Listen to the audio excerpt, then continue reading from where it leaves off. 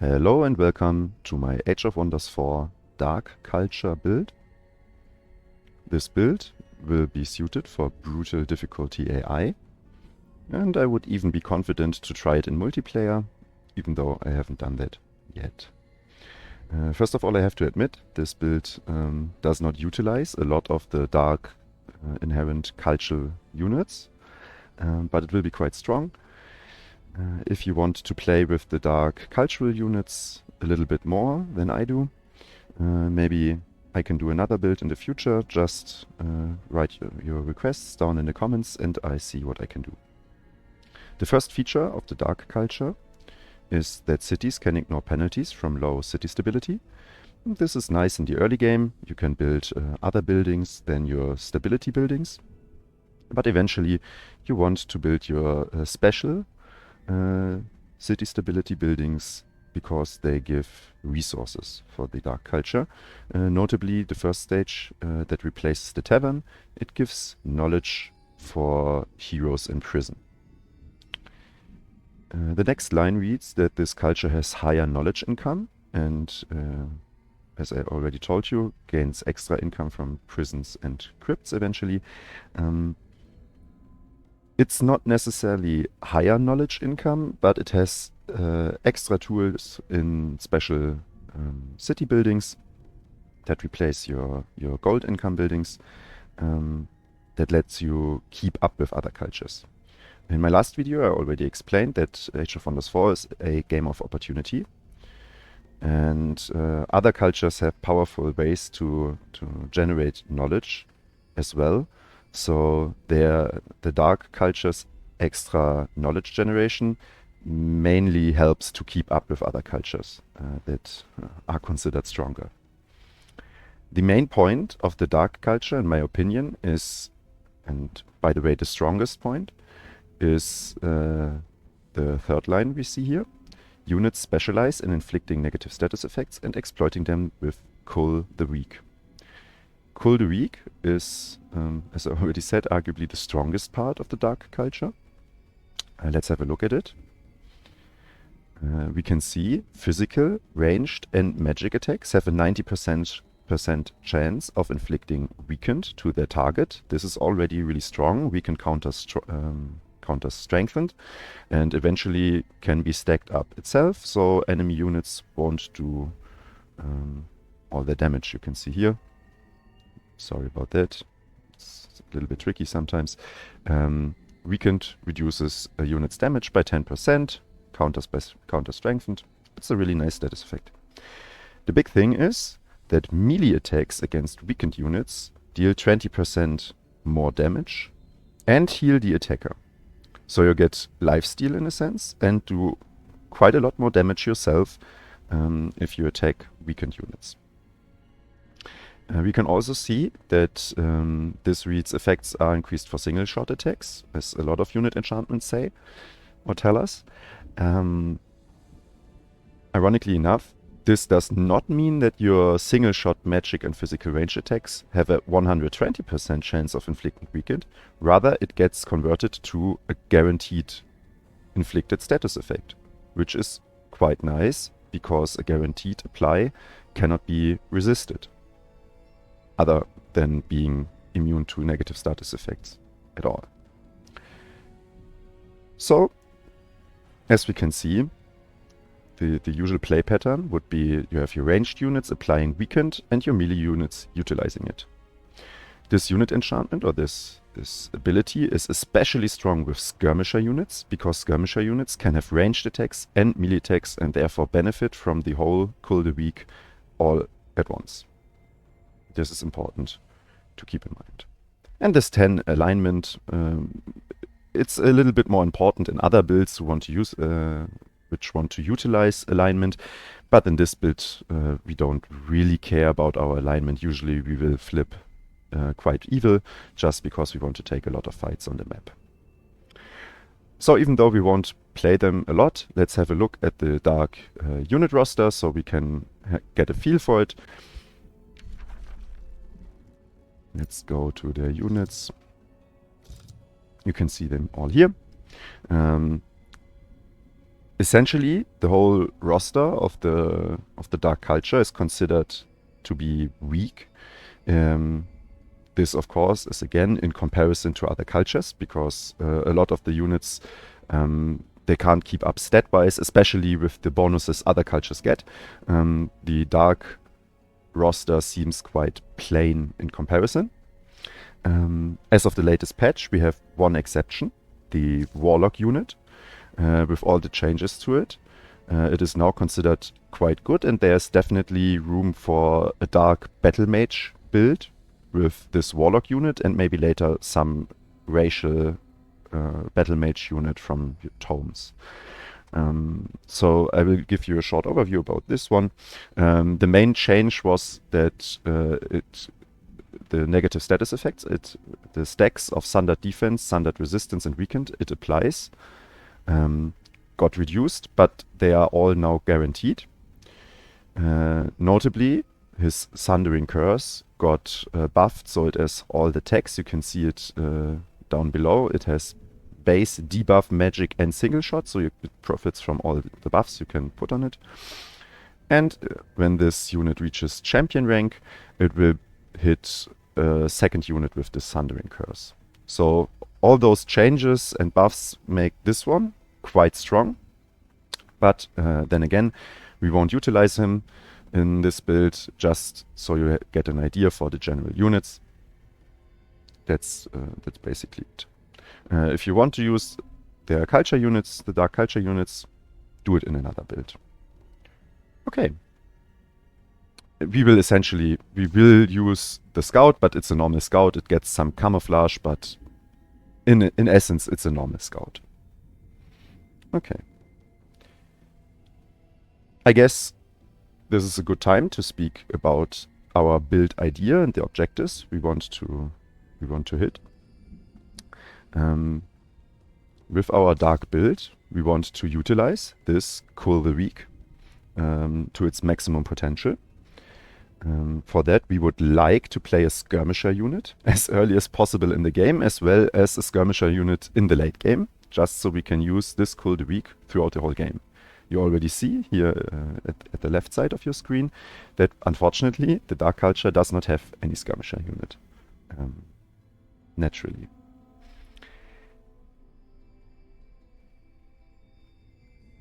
In addition to that, since the dark culture does not have innate eco bonuses as other cultures have, we need to take care of our economy in our build. And overall, I'm quite satisfied with this build and its ability to fulfill all the roles I outlined. We will go to our starting tome for this build now, early into the guide, just because it's so build defining. We will, with this build, start with the Tome of Evolution. The Tome of Evolution allows us to start with the Youthful Rejuvenation spell. This is a quite strong early game healing and buff spell, and it really shines when you use it on units with the Evolve tech, of which we will have quite a few. Or quite many, rather. So this is nice to have from the beginning of the game. The most important research of this tome and build defining, as I already said, is the Slither Hatchling. This little bugger over here. I'm not sure if it's a guaranteed first research in your first research rotation, but I played quite a few games with the Tome of Evolution. Roughly 5 to 10 games recently. And in all my game starts, I believe I got the Slither Hatchling in the first rotation, so don't sweat it. And if you get it in your second rotation, it won't be the end of the world, but generally I believe this is fixed. Okay. Since I already talked about this being the most important part of our build, I believe it would be quite nice to have a look at it and have a proper unit discussion. Sorry about that. Have a proper unit discussion of the Slither Hatchling and its its counterpart later on. The Slither Hatchling, on the first look, has a relatively normal tier 1 stat line. With the HP, the resistances, it's all fine. Notably, it has already 40 movement points, which is quite nice to move your armies around on the world map. Also, especially for a tier 1 unit, this Slither Hatchling already has a large number of really important tags. Notably, this Slither Hatchling is an animal unit as well as a dragon. It has Evolve, which we will talk about later, and it is a skirmisher. So it checks all the boxes we want and enables a large number of synergies because the more tags you have, especially up here, the more eligible you will be for unit enchantments and different bonuses of any kind. So he will use our Cull the Weak as a skirmisher quite effectively. And this in the early game, this dragon tag will give him Draconic Rage. So when this unit hits 60% HP or lower, it will deal 30% more damage.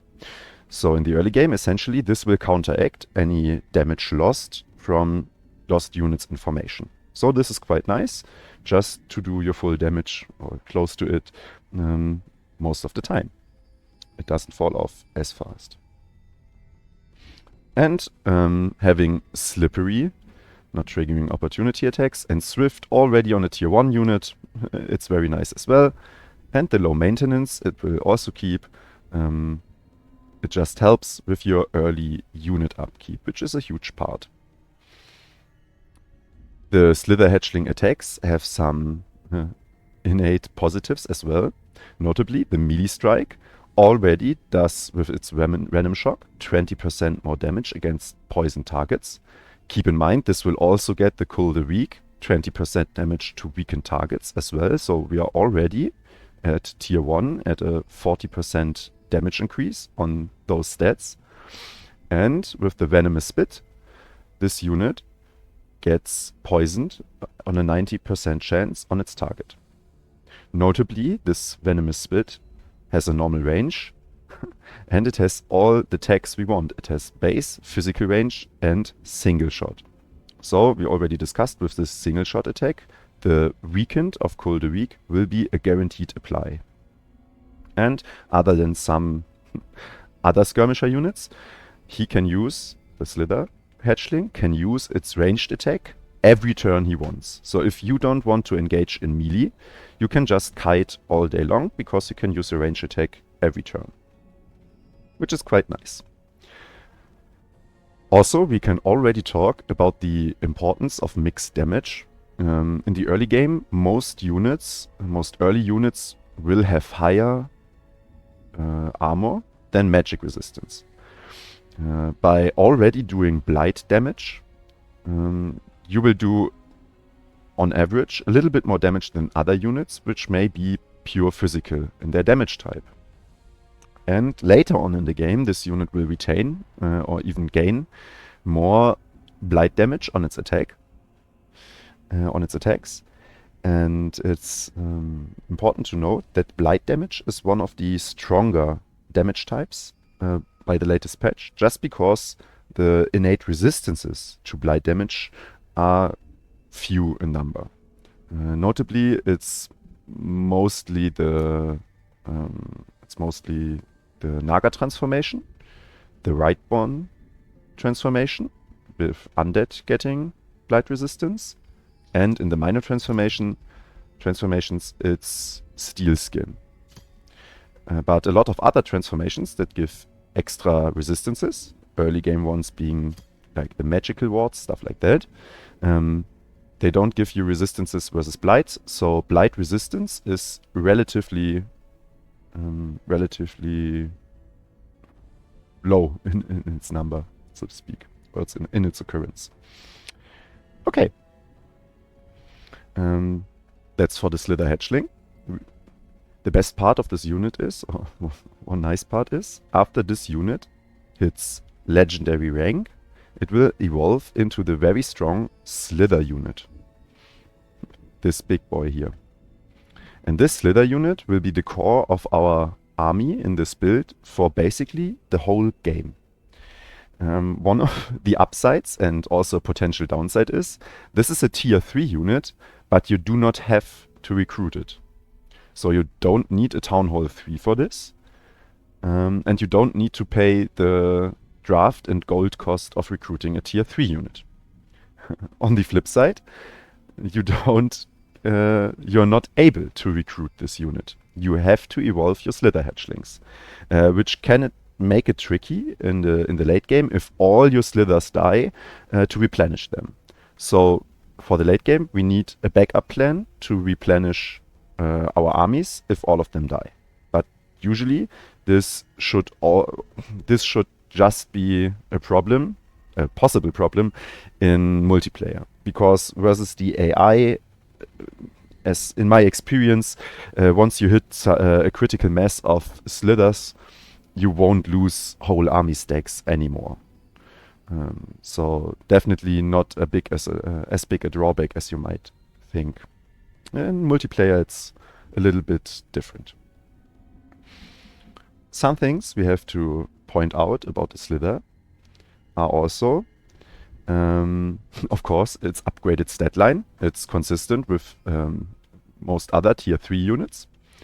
It retains its movement speed, of course gets the upgraded resistances, and of course gets upgraded stats by ranking up. Most notably, this champion rank gives you 20% more critical chance. This is unique to the skirmisher, but as well a nice bonus for playing skirmishers, since this critical chance it carries you a long way. Otherwise, it retains a lot of the tags. It retains the animal and dragon tag, as well as, of course, the skirmisher tag. It gains the forest camouflage, but it's nice to have, but not the most important part. Notably, with this dragon tag, this unit still has the draconic rage, so the possibility to do 30% more damage.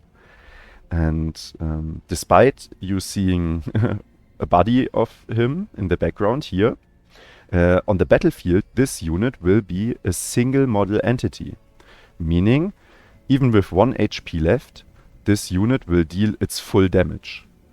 So this 30% of the draconic rage will now just be a bonus for being 60% HP or lower, which will trigger quite often and makes you really, really dangerous, because of course it stacks with all the other damage enchantments. We already have the 20% of Cold a Week. We retain the Venom Shock 20%, and now we gain the 30% of the Draconic Rage, which already puts us at 70% more damage on our melee attacks.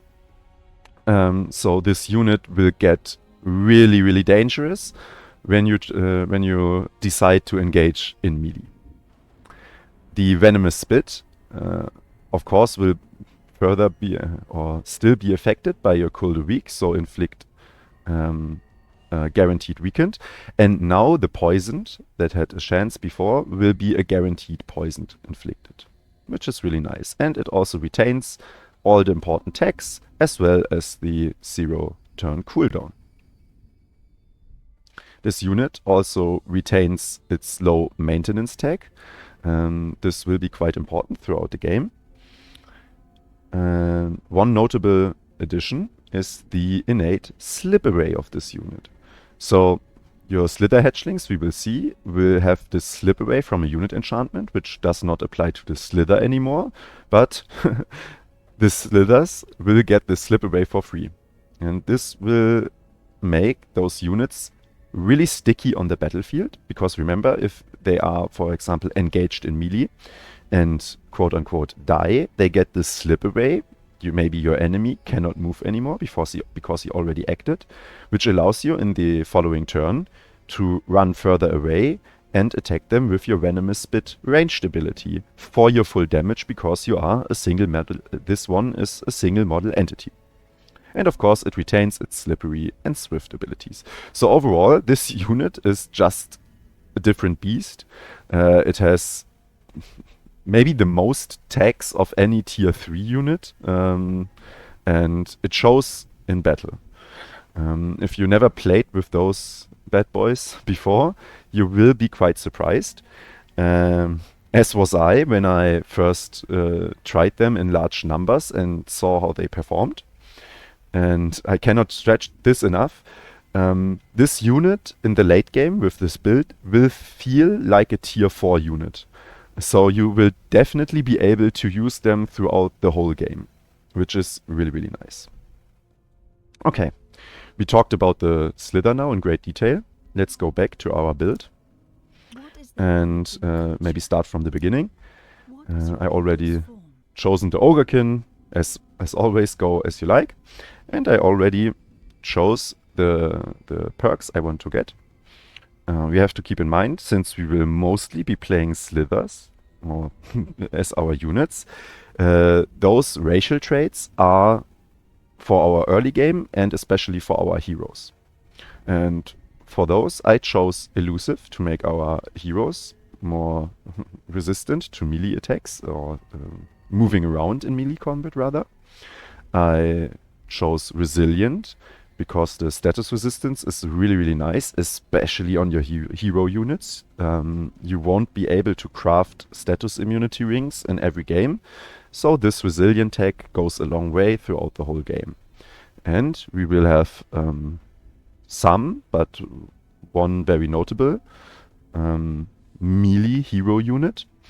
So therefore Strong is a good pick, as well as enhancing your early game units, because your first army you will spawn with racial units and they will all utilize this Strong tag. These racial traits here definitely leave room for improvement. In my case, I don't want to go with all the strongest perks every game. But if you want to maximize the power of this build yourself, you can definitely switch out this Elusive for Arctic Adaptation. I talked about the upsides of the Arctic Adaptation in my last video, so I won't go into further detail here. So definitely it's possible to just switch out Elusive for Arctic Adaptation. What you can also do is keep the Elusive, lose the Resilient, and then go Arctic Adaptation, Hardy, Elusive, and Strong. This combination, I believe, gives you the strongest early game overall. So if you really want to maximize, try this one. Since I don't want to go Arctic Adaptation in every build because it gets quite tiresome, I chose those racial traits. Of course, for this build, we already talked about it as last time, the Dark Culture is a given. Which brings us to our society traits. The society traits, as we discussed in my last video, but I repeated, of course, for once fulfill the role of giving us crucial affinity points. As you can see here, they all have an affinity point attached, as well as supporting, complementing our game plan, or fill some holes in the culture or in our general strategy. And we will do that, all of that in this build as well. As our first society trait, we will pick Prolific Swarmers. This will give us, from the get-go, a second chaos point, which is quite useful. We will have 1 point chaos from our Tome of Evolution, which we already talked about, and then a second point of our Prolific Swarmers. This enables us to get a relatively early on impressment skill in the Empire tree, which is the second skill in the Chaos Empire tree. And it requires 40 chaos points. And since we are not getting any chaos with our other early tomes, it would require round 41 to unlock if we did not pick any Chaos Society trait. But with this one, we will be able to unlock the Impressment quite early on round 21. And the Impressment in the Chaos Affinity tree gives all our tier 1 units 50% more XP, which of course is for our Slither Hatchlings, which will then evolve much faster than they would. This Prolific Swarmers tag, Society trait, gives all our cities minus 10 food required for gaining a new population. This is really nice. In the early game especially, you will definitely feel it. It feels more than 10%, but in the end of the day, it's not the main point of this perk. Unfortunately, we will not be able to use one of the stronger points of this Prolific Swarmers. The racial tier 1 units have +1 rank, because Slither Hatchlings are not racial. But in the early game, this definitely helps, because you will spawn with tier 1 units, and they will also profit from this plus rank 1. So your starting army for your early turn clears will be a little bit stronger. On the other hand, we will utilize throughout the whole game this non-magic origin units require minus 20% upkeep. We already talked about our Slithers and Slither Hatchlings having the low upkeep tag, which gives minus 25%. This one gives minus 20%, which brings us close to the cap for unit upkeep reduction, which is, I believe, 50%. So relatively early on, or rather right from the get-go, most of your army will have little to close to none upkeep. So after recruiting, you will not have as large of income penalties as other cultures get or other builds get, which is really, really nice and enables you to field a lot of units early on and pay the upkeep for them. And last but not least, you will start with an extra tier 1 unit. I believe this is locked to not give you a scout. So you will either get an archer or this shock unit. You're happy with the shock unit. The archer is not as strong, but it's still a tier 1 unit and will enable you to start with a 5th unit in your army right from the get-go. So your early game will be a lot stronger. Which brings us to our second society trait. For this, we will choose the Runesmiths. This will give us our only Materium affinity point.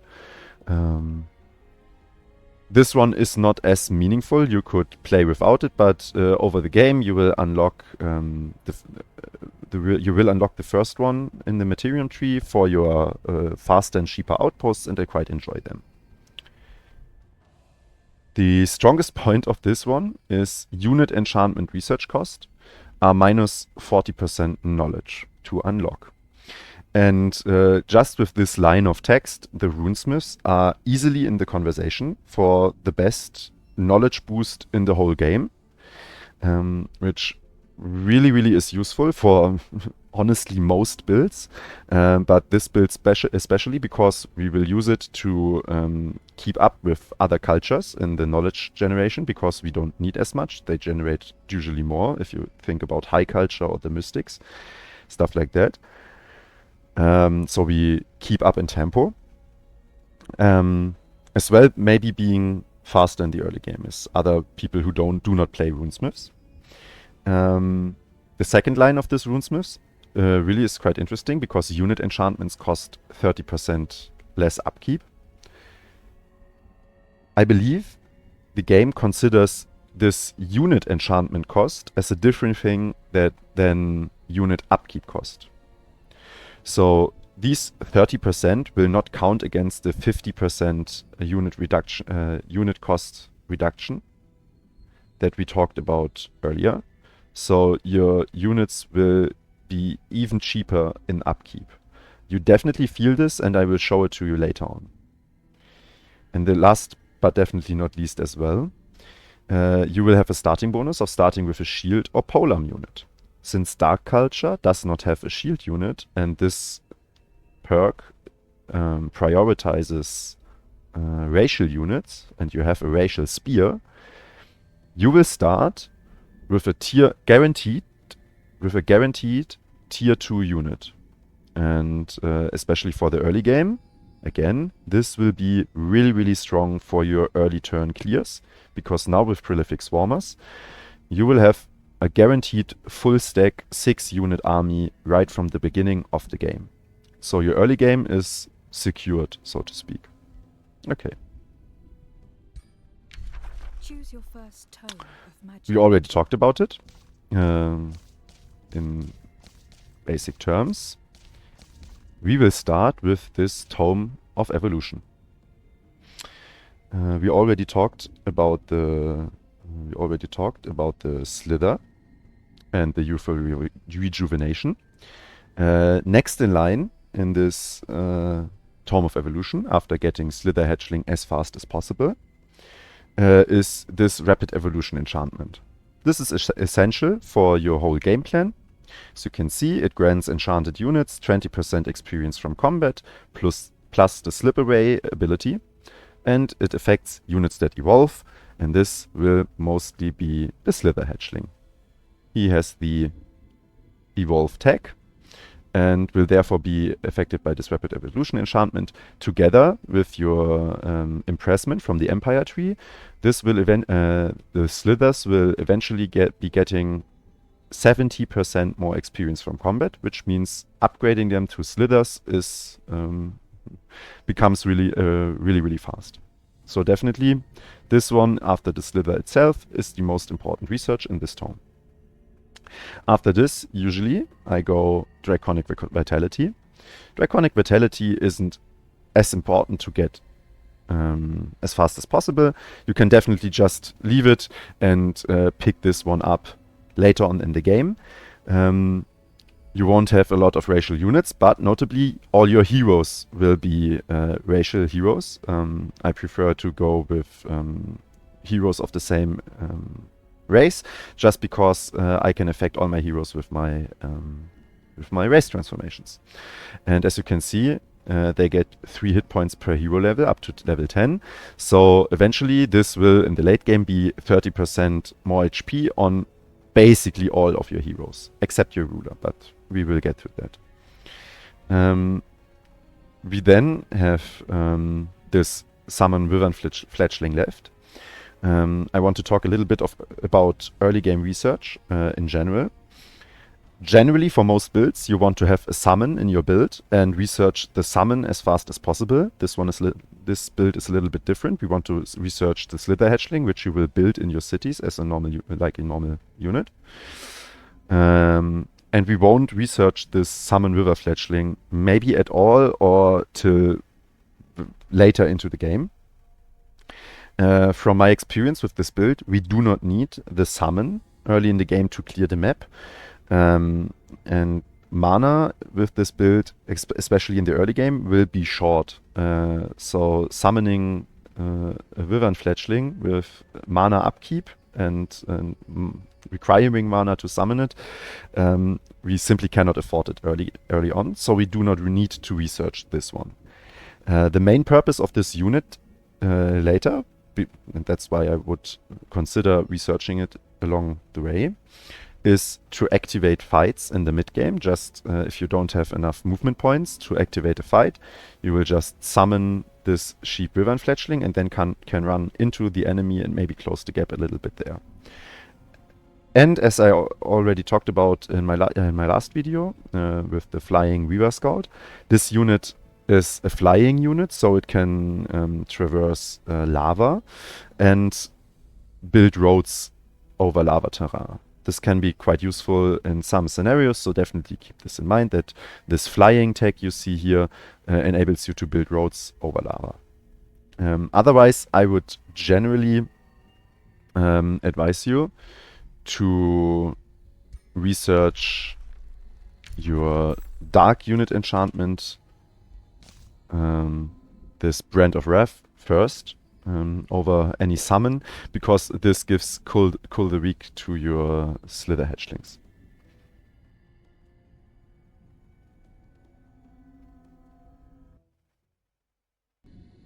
Sorry for the break. So let's summarize our early game researches. First of all, we will want to research the Slither Hatchling, as we discussed, just because we want to get started recruiting a lot of those little guys as fast as possible. The next researches in line will be the Rapid Evolution enchantment, as well as the Band of Wrath, to give all the Slither Hatchlings the Cull the Weak. Notably, both of those are unit enchantments, so with our runesmiths, they will be researched quite fast. The next priority, you could say, would be Draconic Vitality, but in general, for a very fast early game, I would consider researching both Scout unit enchantments after Slither Hatchling, Rapid Evolution enchantment, Band of Wrath. Both Scout unit enchantments, because they are, as the name suggests, unit enchantments and will therefore research really, really fast. You will then not cast those unit enchantments in the early turns, just because you won't have the mana for it. And the mana you have, you want to spend on other stuff.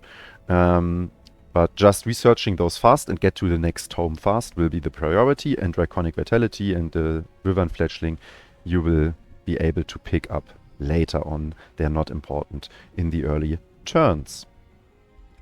This brings us to our second pick for the tier 1 slots, and this will be the Tome of Zeal. First of all, the Tome of Zeal offers us access to a very strong special province improvements, the Circle of Zealotry.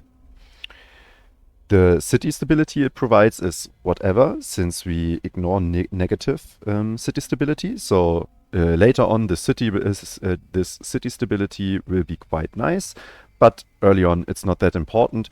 Therefore, you don't need to look for adjacencies too much. Just put it wherever you want.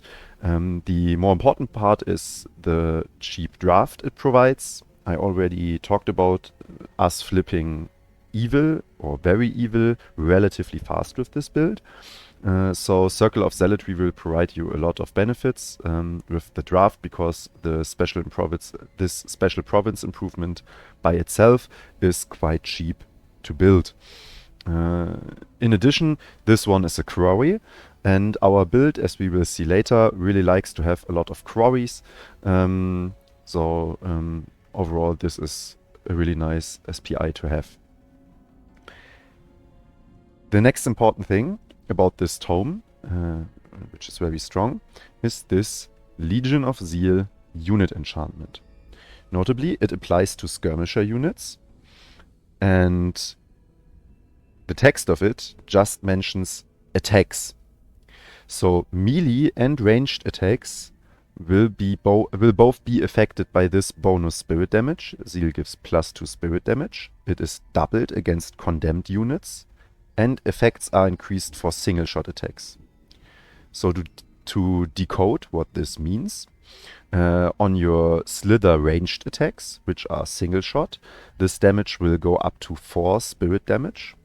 And against condemned units, this will then become 8 spirit damage.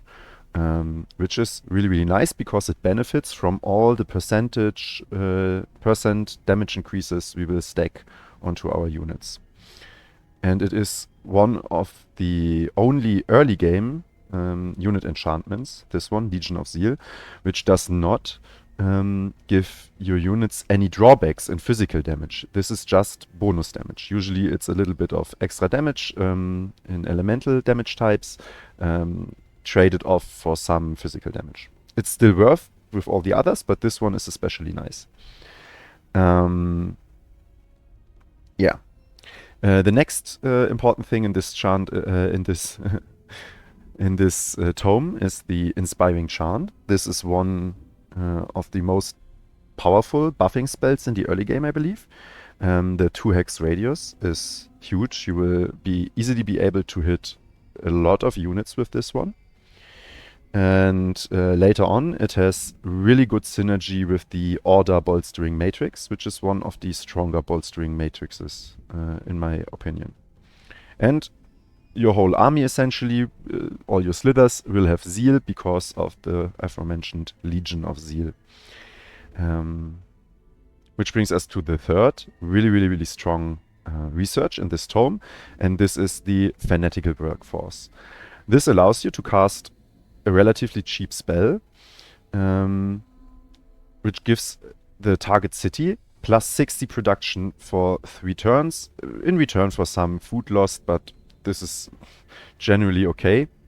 Especially since Prolific Swarmers already gives us a little bit faster growing cities, and this is already a little bit counteracted, this drawback. This Fanatical Workforce is one of my personal favorite spells in the game. It is especially important for unique capital infrastructure, namely the Wizard Tower, the bolstering matrices, so all the Wizard Tower upgrades, as well as SPIs or your Town Hall, and on your second, third, fourth city. This is really good to just push those research city structures out faster. So your Scholar skills will build. You won't have to wait on your Scholar skill to finish as long, which will then snowball into earlier knowledge, which is really good. Those are the 3 researches you want to get. Condemnation and Summon Zealot are spells you don't want to research with this build. The Summon Zealot is a really strong summon, but we already talked about the summon when we talked about our first tome. And if you have the ability to decide between the Wyvern and the Zealot, you would take the Wyvern because you can enchant it and because it has flying, and its main purpose is the flying. So the order in which to research the skills in this tome are, first of all, Legion of Zeal, rush this. Then I will usually go for Inspiring Chant or Fanatical Workforce with the same priority.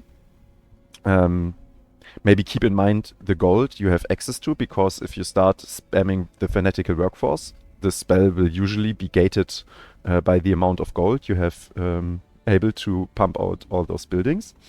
And Summon Zealot and Condemnation is essentially just used as a stepping stone in the late game. When those researches are cheap and researchable in 0 or 1 turns, you will then research them as stepping stones. This brings us to our first choice for the tier 2 slot, which is the Tome of Cryomancy, itself a tier 1 tome, but it will fill the first slot of tier 2 tomes in our build.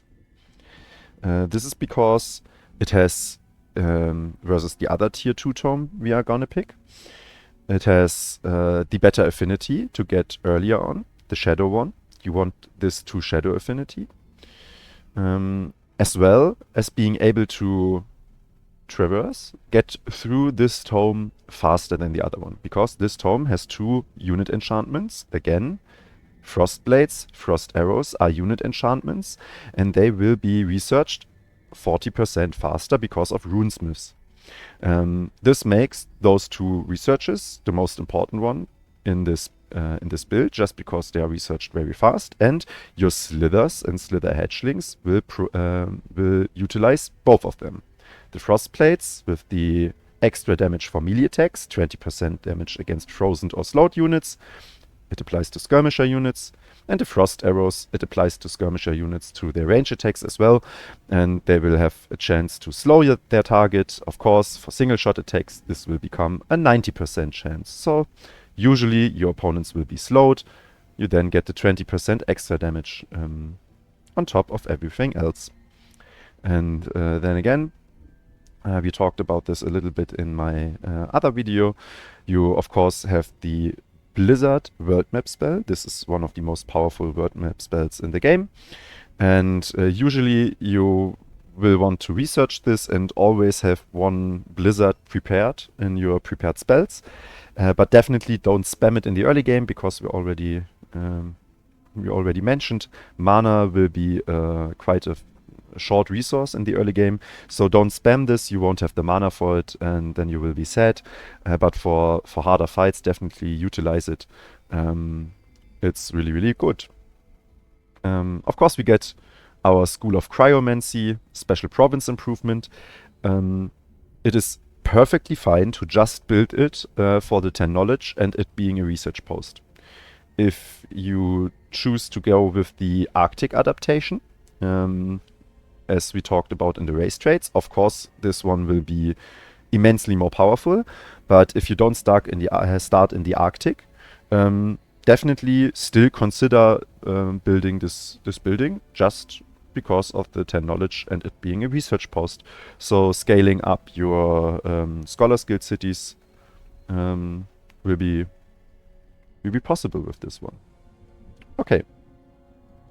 The order in which to get those researches is, as I already said, Frost Blades, Frost Arrows. Those are the most important.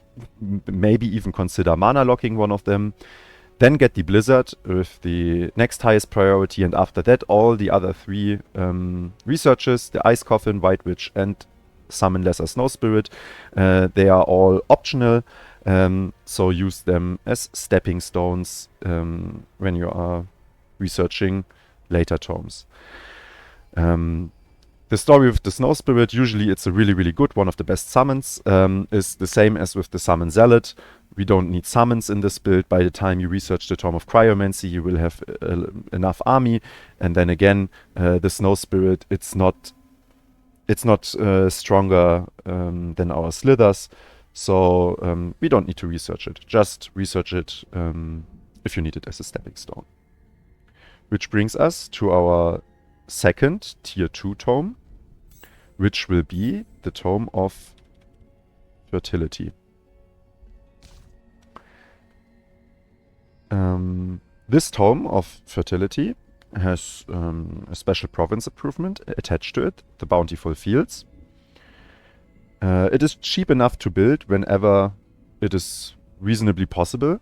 You definitely do not need to rush this, but somewhere along the game, you can definitely pick this special province improvement up. It will help all your cities. The mana income is nice, and definitely do it if there are no other things taking priority over it, but no need to rush those Bountiful Fields. Our main interest for this tome lies in the Temple of Fertility. This is a really, really nice city structure. I will usually build rush in all my cities, even with the fanatical workforce.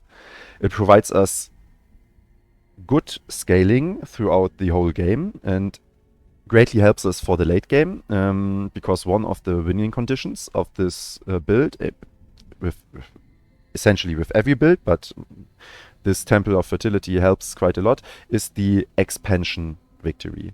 But to reach an expansion victory, of course, you can vassalize a lot of cities, but it also helps to have large cities yourself, and this Temple of Fertility will help achieve this goal, as well giving you the draft to pump out a lot of units in the late game. Overall, this is a really, really good city structure. Next in line in this tome and second research would be Blossom of Life. It's a really powerful spell, especially in the mid game. It already is a nature buff spell, so you can build your nature bolstering matrix, get even more value out of the spell. And the nature bolstering matrix is essentially the weaker bolstering matrix as when compared to the order one, but the nature one will synergize maybe a little bit better with our build in the late game. And last but not least, you have this Summon Nymph summoning spell. In principle, you do not need the Summon Nymph, so you definitely don't need to rush it, because your build in the mid game is quite aggressive, and you don't really need it. The importance of this Summoning Nymph spell increases a lot versus players in multiplayer, because their negative status effects will more often be applied, and players will usually try to debuff you a whole lot more. So the AoE cleanse from the Revitalize becomes a lot more important. So usually I pick up this research somewhere in the mid game, but definitely do not rush to summon any nymphs. The mana costs are quite high for the mid game, but in the late game this definitely is a really good option to have as a one-off in your army stacks. Definitely keep this in mind. And the two other spells, Animate Flora, Restore Land, as often with other techs, those two, Restore Land and Animate Flora, they are just stepping stones in the late game for research. So Temple of Fertility, highest priority, then Blossom of Life, and then Summon Nymph. And the rest as stepping stones. This brings us to our first tier 3 tome, which will be the Tome of Vigor. This tome has an extremely powerful synergy with our build, and if this tome would only consist of the 2 nature affinity and our first research, it would already be enough to pick it, and to pick it as our first tier 3 tome. Of course, I'm talking about Empowered Beasts. This is notably a unit enchantment, so it profits from runesmiths. It provides all our animal units, and remember, all our Slither Hatchlings and later Slithers are animals. It provides them with a flat out 20% plus damage on top of all the other damage increases. This goes on the melee attacks and on the ranged attacks. It's simply amazing. So basically your whole army does 20% more damage. There's nothing not to like. And in addition to that, as if the 20% damage wasn't enough, you also gain a little bit of tankiness with the 10%, not percent, with the plus 10 hit points. You will never complain about that. And especially on the Slither Hatchlings, they will become relatively more tanky than the Slithers with that, and it will be easier to keep them alive and evolve a lot of Slither Hatchlings in the mid game. You get the decreased number of units in formation, which isn't as important because the Slither already is a single model entity. And for your siege battles, all your animals gain Demolisher with all their attacks. So your Slithers will now be able to destroy walls in siege battles, turrets and other things. You will not complain about this. The second tech in this tome will be the Super Growth. It will make our racial units, so notably our heroes, more tanky. And has some scalability for the late game. You definitely do not need to rush the super growth, but definitely research it somewhere along the lines. And as with all the other tomes we discussed, there are some stepping stones. You don't need the Unleash Beast, Totem of the Wild, Summon Greater Animal. Those are all just stepping stones. You will generally not use them. Maybe we can speak a little bit about the Unleash the Beast and therefore a little bit about the Totem of the Wild. Both of them are spells. You could now say, 5 strength and bolster defense on a Slither can be quite strong, and you would be correct. But the problem with this spell is it's not slot efficient over all the other possibilities we have. If you look at this, it has a relatively high cost to cast, and it only goes on 1 animal unit, versus the Inspiring Chant from the Tome of Zeal. It has a 2 hex radius and gives 2 strength to all units in this area. So overall you have cheaper spells that fill your 1 spell per turn much more efficiently than this Unleash the Beast. And that's the same reason why you don't research Totem of the Wild. You have better options for those spells. So don't use up your turns casting weaker spells when you can cast more efficient, stronger spells. So those 3 will be stepping stones. Definitely rush down Empowered Beasts after unlocking this tome.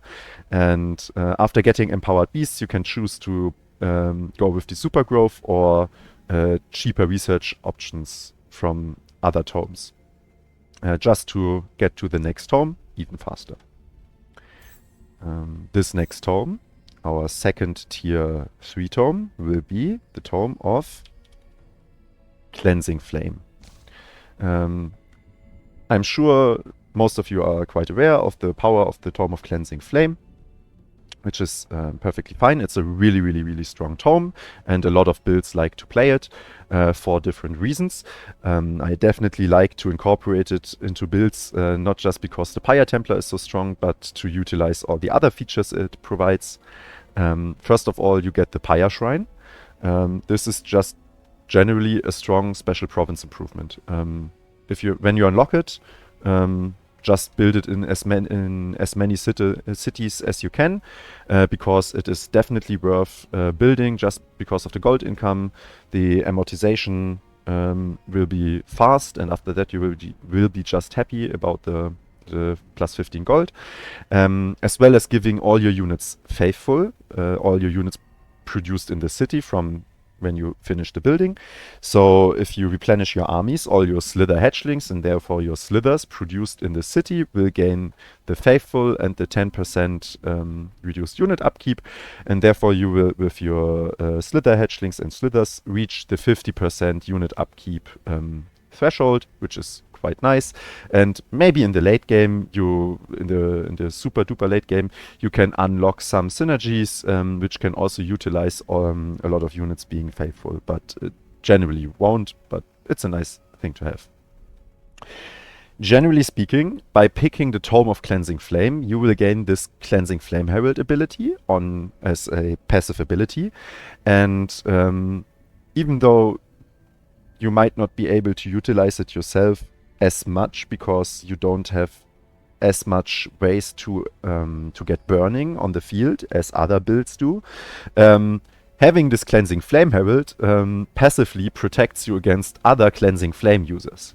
This tome is so prevalent that if your enemy has this Tome of Cleansing Flame, now the Cleansing Flames won't hurt you as much and even benefit you as well. Which brings us to the researches of this tome. Generally speaking, the first research and the most important one we want for our build of this tome is the Consecrating Firestorm. This Consecrating Firestorm allows us to condemn whole army stacks in a province. Definitely the 20% spirit damage is really, really nice. AoE. Not percent, the 20 flat spirit damage, but the most important thing is the condemned on all enemy units hit by this. Because after you cast this on the world map and engage in enemy army stacks in battle, all their units will be condemned, which gives them the -3 status resistance, which is quite nice, as well as all your Slithers doing now double Zeal damage to them. Because remember, we enchanted all our skirmishers, all our Slithers with the Legion of Zeal. Now everybody is condemned, we will do a lot more damage.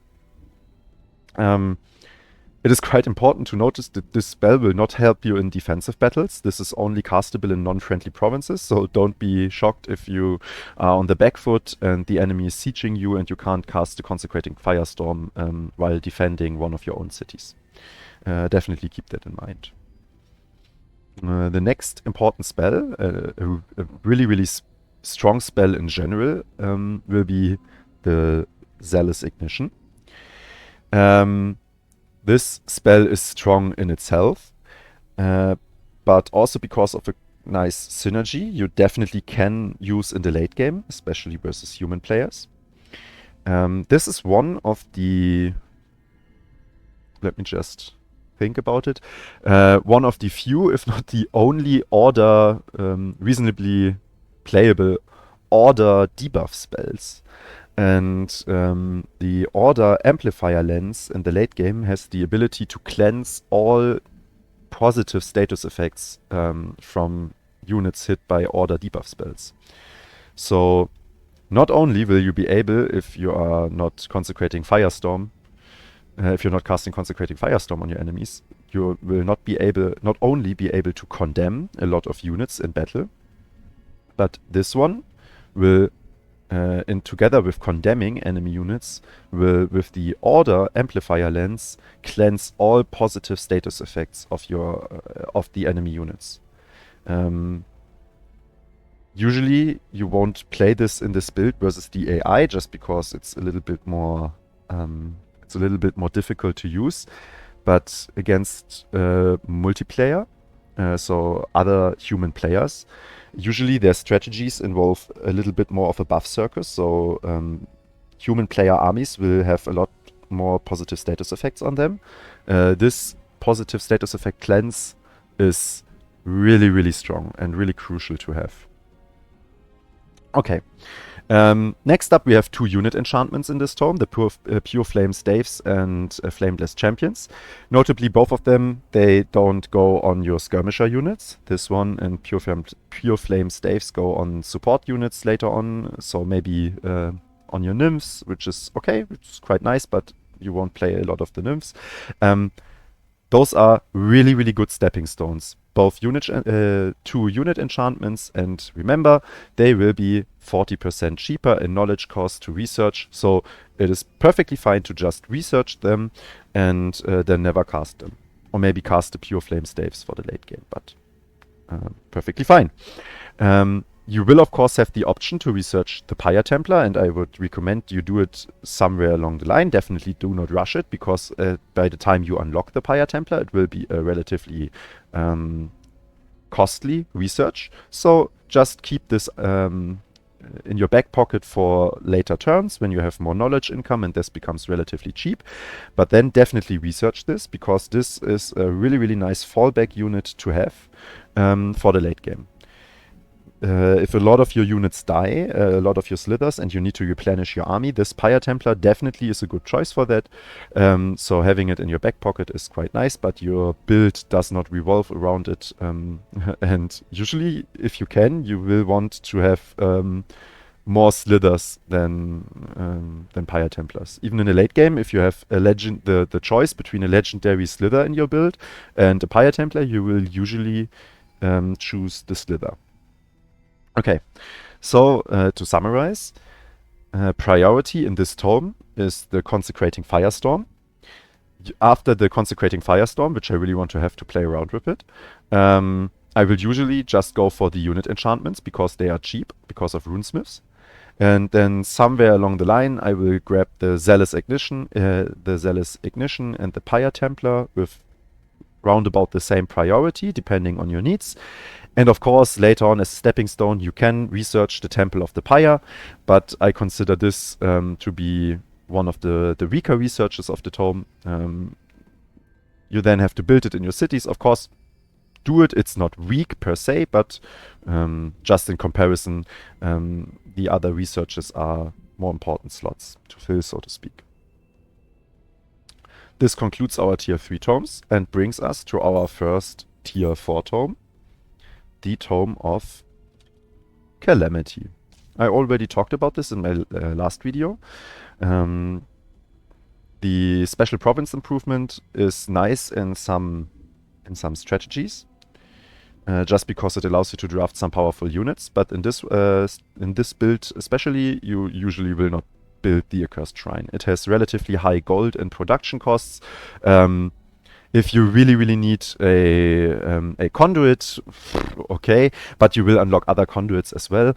So this Accursed Shrine, just leave it be. It's usually too costly to research, and you don't want to play around with it. You are mainly interested in the Accursed Projectiles and Accursed Armors in this build. Most important are the Accursed Projectiles, because they apply on the ranged attacks of your slithers, give you a lot of damage on your ranged attacks, as well as applying the next or another really, really strong negative status effect, the Ghost Fire.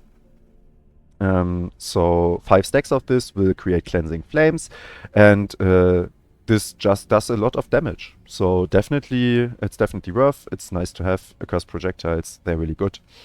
With similar priority, maybe not 5% difference, but quite similar priority, you want to research the Accursed Armors. Nothing to complain about here. It's just a giant stat boost for all of your units because, of course, it applies to skirmisher units. So +2 defense, you want this. All the other things are nice to have as well.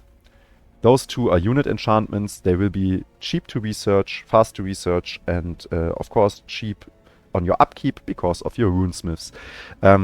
I gave this tip in the other video. Usually in my experience in the first rotation of Tome of Calamity, I most of the time get accursed projectiles and accursed armors, and I would recommend at this point in the game to definitely mana lock the one you're not researching first. Usually I research the accursed projectiles first and mana lock the accursed armors to research it right away after the accursed projectiles. Yeah, you don't need anything else from this tome, and definitely just use it as stepping stones, if you can call them that, this late in the game. Research the other texts in this tome as you like, as you want to play around with. Generally, I would recommend going for those three. Take the same tier of priority for me. They all have their niche. Usually we will cast other spells as the Comet of Calamity. This is a really, really nice combat spell, but with this build we will want to cast other spells, so you don't need to research it, and the other ones are quite strong in their own right if you utilize them well. So the priorities will be accursed projectiles and accursed armors, and Desecrate Land, Comet of Calamity, Ritual of Calamity in their next tier. And usually the Summon Calamity Dragon will be the lowest priority. Most of the time I will not even research it in this build, just because we do not want to play him really. You can consider him in the very, very late game, maybe as a one-off in your army, but there are other units I would rather go before that to complement my army roster. And the Summon Calamity Dragon, the research, the cost of summoning it, there are other options that I consider stronger than this. Which brings us neatly to our next tier 4 tome. We will allow ourselves to go with all these stronger new tomes. The Tome of Prosperity. This will be our second tier 4 tome. And there's a similar pattern as with other tomes. First of all, we got a really nice special province improvement, the Shrine of Prosperity. This one is really, really strong. With your Temple of Fertility, city structure, and the food this one provides, you will have a lot of food income in your city. So the conversion of 10% food income into gold in the late game definitely is meaningful, especially because you can build this in all of your cities. And if your cities average, let's say, maybe you can get 20 to 40 gold income per turn from this one. So it is really, really nice. Definitely consider building this. The pattern is as well, as we talked about in other tomes. We have strong unit enchantments, notably the Blessed Armors. This one you will want to research first after unlocking this tome. Just because it goes on your skirmishers, so your whole army, all your slithers. Inner Grace, nice to have, +2 resistance. It speaks for itself, so to speak. The next unit enchantment in this tome is the Staves of Grace, and this is especially important for the late game because we already talked about the importance of negative status effects, and in the late game, all your enemies will try to utilize negative status effects as well as you are. So the ability to give to your support units, namely your nymphs, to have the, of course, Inner Grace makes them tanky. Support abilities grant one grace is basically more heal, but the most important ability is the Cleansing Rain ability. And this is another ability to cleanse all negative status effects, as well as cleanse positive status effects from your enemies. So this Cleansing Rain ability is definitely really, really strong, and your nymphs, they already have an AoE full clear of negative status effects, so you can cycle those abilities quite nicely. So with this unit enchantment, you won't need a lot of nymphs, maybe 1 or 2 in an 18 units deck. And they will already be quite powerful. So definitely don't skip on your late game nymphs with Staves of Grace. Especially versus other human players if you decide to play multiplayer. Versus the AI, you don't need it that much. You will usually in the late game be strong enough to just overrun the enemy with pure damage. But against smarter players, that won't work. You also get the Grand Protection spell. This is really quite nice because it's a nature and order ability buff spell.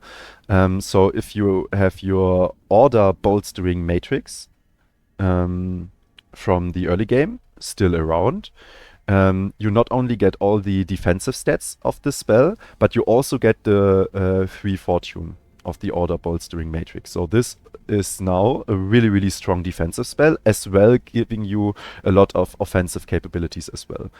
Nice synergy just because it has all the 2 elements. You also have the Summon Prosperity Dragon. And this is definitely the stronger option in this build for the dragons in comparison to the Calamity Dragon we talked about before. And this is just because as a one-off in a 18 unit army stack, so 3 armies that can fight in a battle.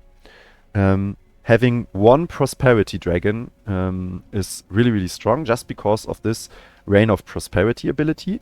This is battlefield-wide and cleanses negative status effects as well as giving you grace, so some healing on all your units every other turn. Cooldown 1, it's really good. So researching this some time in the late game is definitely worth your research. Just don't rush it when you unlock the Tome. So to summarize, for the Tome of Prosperity, let me just get to my notes. Highest priority has the Blessed Armors, definitely highest priority. After that, you will get Staves of Grace or Grand Protection. This somewhat depends on if you have a lot of supporters in your army or not, obviously. Then comes the Prosperity Dragon and Garden of Affluence. You can research it if there are no other researches available that give you anything, but even then, this is usually not strong enough that I research it. Maybe if I'm lazy in the late game and just want to click anything, okay, and you will. It's not bad in some sense, but there should, even in the late game, there should be some cheaper researches from the early game left to get to your other tomes faster. At this point, I have to make a short interjection because a lot of you probably noticed where the build is going in the late game, but you also noticed that we run into a little bit of a problem for that. Namely, the problem is we don't have enough of our chosen affinity yet. Because of runesmiths and our otherwise very smooth build, and because it's smooth, it's reasonably fast, I deem it completely justifiable to plan this build with delaying the tier 5 tome, just because the build is strong enough throughout the whole game that you won't be needing the tier 5 tome as fast as possible. So this is definitely fine. It's maybe not usual for most builds, but yeah. What I'm talking about. We don't have enough nature affinity yet. We only have, with this build so far, 6 nature affinity. And we, of course, will want to go for the Tome of Goddess of Nature. So we need another nature affinity tome, but luckily for us, there is the perfect pick. So now we will talk about our 3rd tier 4 tome, the Tome of Paradise. We simply picked this one as our 3rd tier 4 tome because the other researches are just stronger and more immediate effects. The unit enchantments we get from the other tomes, Prosperity and Calamity, just affect our state on the map, our game, immediately. And this Tome of Paradise is less important by comparison, but it is really strong in its own right. The Garden of Bliss, the special province improvement, it's definitely not bad. It's okay, but you are in no need to rush this one. Build it in your cities if you have no other options, and in the late game usually there's more gold lying around, so just pick this up whenever, but there's no need to rush this. For me, the star of the show of this tome usually is mostly picked for the Gaia's Chosen major race transformation, and don't worry, we will talk about that and definitely get this. But the star of the show for this tome is the Exhilarating Pollen. This spell is easily one of my favorite spells in the whole game. One of my latest discoveries in this game. I did not realize how strong this spell was until recently. First, have a look at the casting cost. It's for a late game spell, the casting cost is ridiculously low for mana and combat casting. And so you can easily cast it every turn, even in longer battles, especially with our build. It has very, very important tags attached to it. Basically all the tags we want. As you can see, this Exhilarating Pollen spell is a buff spell as well as a debuff spell. So it will utilize all the damage and all the spell enhancing buildings. As well as having the important text, all friendly units everywhere on the battlefield. You don't need to target this. And the very important tag, all enemy units. Yeah. And this would be a perfect time, I guess, to speak about those empowering buildings I already mentioned before. First of all, what the spell does, all your friendly units get plus 15 morale. This is really nice to keep up with morale lost, as well as boosting your morale into the higher positive tier. As soon as you reach 20 or higher, you will get an additional 20% chance. So if your enemy does not do anything about it, the first or second time you cast this spell, you will have 20% critical hit chance on your whole army, just because of this. So really nice damage enhancer, even though it does not look at it at first. Of course, you have your 90% chance of becoming of enemy units becoming distracted. Keep in mind, we already have the Blizzard spell to reduce enemy status resistance, as well as having the Consecrating Firestorm, giving all enemies condemned, even further reducing their status resistance, now by 6 if you cast Blizzard on them. And all enemy units have a chance of 90% chance of becoming distracted. And all attacks against distracted units are flanking attacks, and flanking gives plus 25% damage. This is really nice. It's flat out more damage, and it stacks with all the other unit enchantments and damage buffs we have already. Okay, maybe let's talk about the buildings I mentioned before.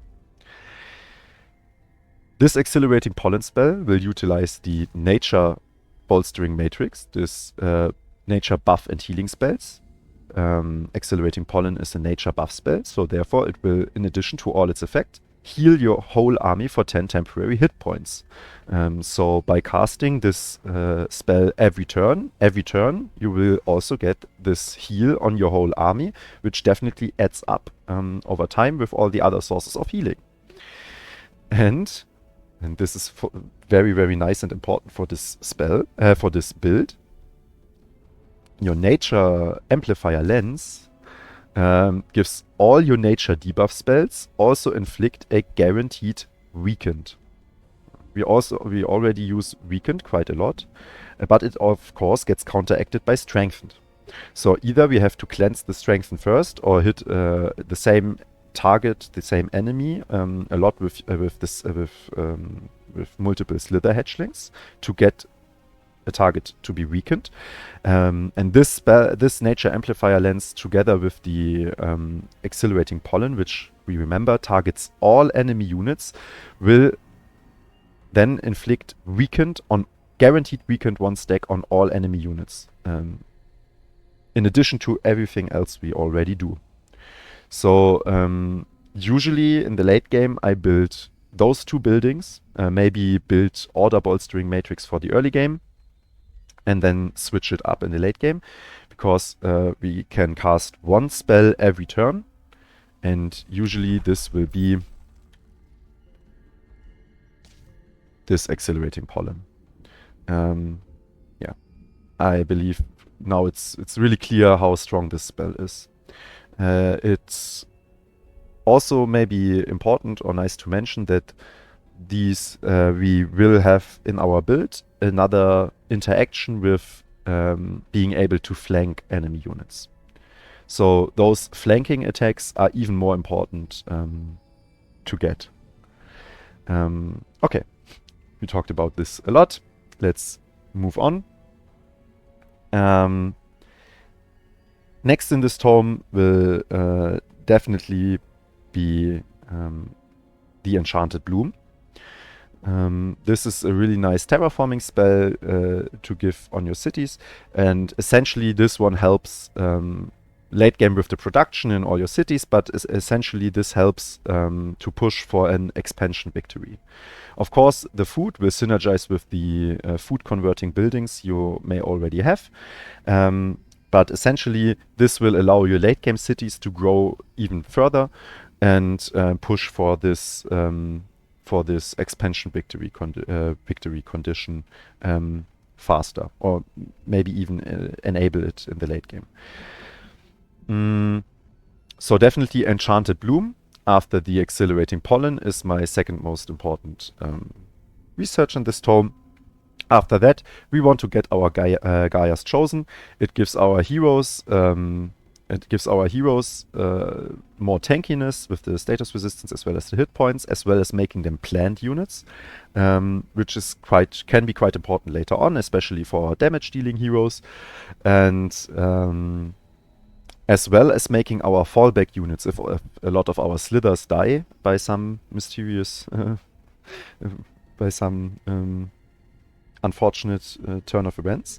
We already spoke about the Pyre Templars, and Pyre Templars use this Gaia's Chosen transformation especially well, because they have an innate, I believe, 6 or 7 fire resistance, and the only drawback of this planned transformation is the -4 fire resistance. So planned Fire Templars are quite strong, and you will have stronger fallback units if your slithers die. So definitely get this Gaia's Chosen. After this, this Fortress of Wine spells definitely helps to defend your Beacons of Unity if you choose to decide to go for the expansion victory. As well as the where is it? I'm thinking of something else. The Fortress of Wines. So to summarize, most important in this spell, of course, the affinity to unlock our next tome, but then Accelerating Pollen. This spell is your bread and butter spell, and usually I go with both the buildings and just cast this spell every turn. It's quite amazing. And yeah. After this, Enchanted Bloom, and then Gaia's Chosen as your third priority, and Blessing of Paradise, Nature's Bounty, Fortress of Vines. It's perfectly fine to not research them at all. If you don't find the time for it, and there are other researches you want to do, you don't need those to win. They are definitely extra, and if you have researches that are faster, usually go with the faster ones. So those 3 here are essentially stepping stones.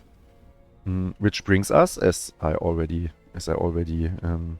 talked about, to our final tome, our capstone, the Tome of Goddess of Nature.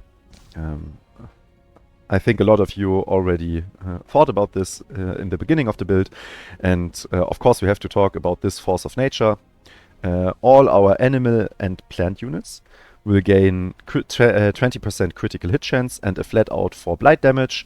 This will of course be increased for single shot attacks, so on your ranged attacks, on your slithers, just an extra 8 damage. 20% critical hit chance. There's nothing not to love about it. It's really, really strong in the late game even. Just get it and fortunately, hopefully win the game off the back of this unit enchantment. Of course, it's a unit enchantment. We got the runesmiths going. This is really, really nice. Non-runesmith builds can be quite impacted in the late game, even in late game economies, by this unit enchantment. This is quite costly in the upkeep department, so your runesmiths definitely help with this one a lot, as of course all the other unit enchantments. Yeah, your slithers are animals and dragons. Close to all your heroes will be plant units, so they will also profit from this. Your nymph support units are fey and plant, so your whole army essentially will use this. Eventually you will be able to pick up some other units that don't utilize it, but don't sweat it. Most of your army will use this. And then we can, of course, speak about the mass rejuvenation, so definitely this is the highest priority.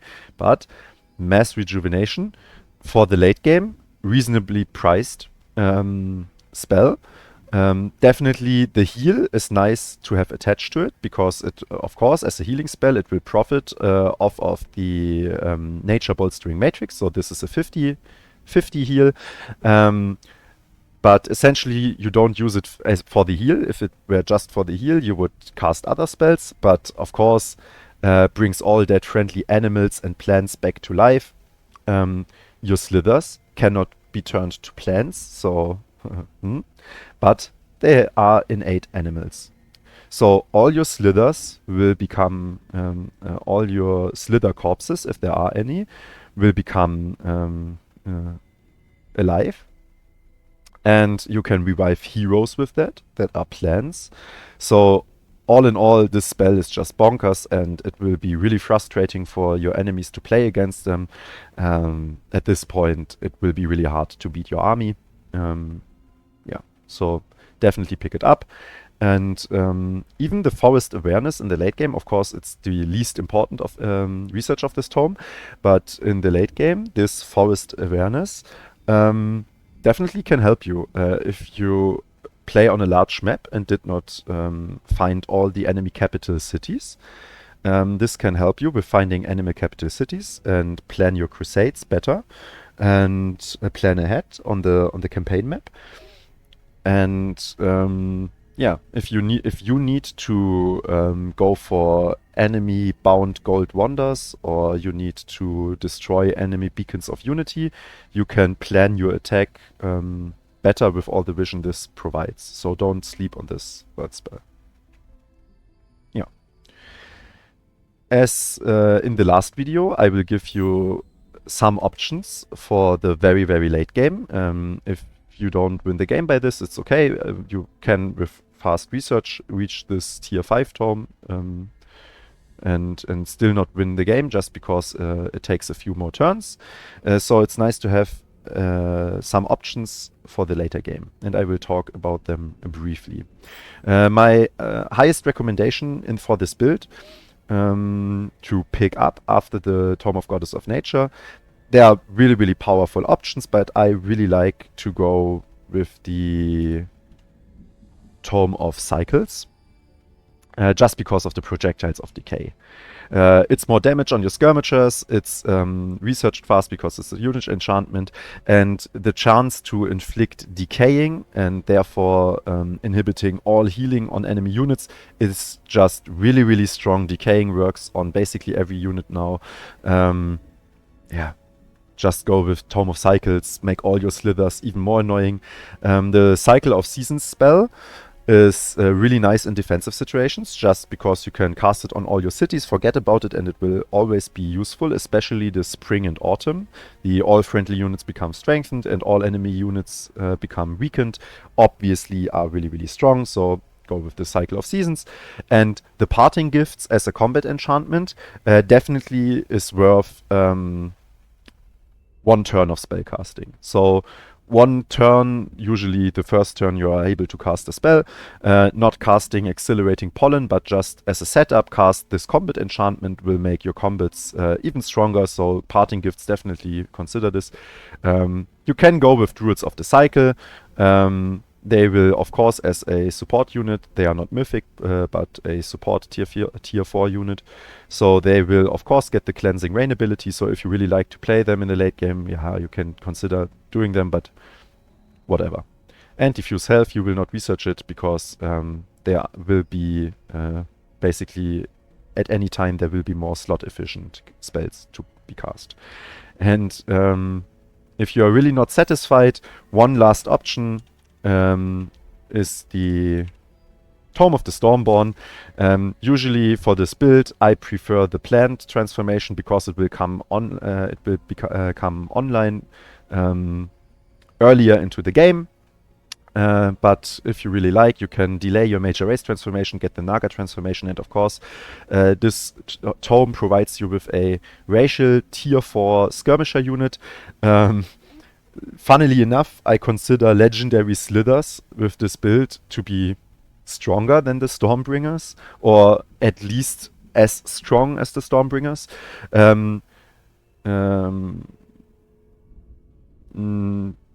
Not at last, at least. Sorry about that. Because the Stormbringer, he misses some important tags. He's no dragon. He has units information, and he only can his ranged attack once per turn. So this is, in my opinion, definitely weaker than your Slithers. But if all your Slithers died and you want to have some range option, this is a skirmisher, still a tier 4 skirmisher, and will be strong in the late game, or able to keep up, let's say. So if all your Slithers die and you are out of options but need to defend yourself and have one last push in you, just mix up an army out of Pyre Templars and Stormbringers, and you will have a lot of useful unit enchantments on them, and will definitely not be caught with your pants down, but essentially you want to use as much Slithers as possible. This concludes the tomes for our build. Choose your first tome of magic. And we can talk about our ruler origin. For this build, I will recommend, and I will go with a Giant King ruler. Let me select this. I will go for this build with a Rock Giant. This is simply the case because by the time I crafted this build, I had tried all the other giants, and I had the Rock Giant left, so I just said, let's try the Rock Giant. For the people who want to optimize this build, you will definitely go with the Frost Giant. The Frost Giant has one of these, maybe has the strongest whole army support rune, with the ability to cleanse negative status effects. It is supposed to only cleanse one negative status effect once a turn. Unfortunately, it was bugged on release, and I don't know if they fixed it yet, so that it cleansed all negative status effects. This is definitely too strong, so versus the AI, it won't mind, but maybe you will feel bad. You can decide not to use it, okay? But in multiplayer, I used this in multiplayer unknowingly, and it took quite some time to notice it, and then I felt quite bad for using it. I was in quite a good position, but it definitely did not feel good to win with this very strong bug.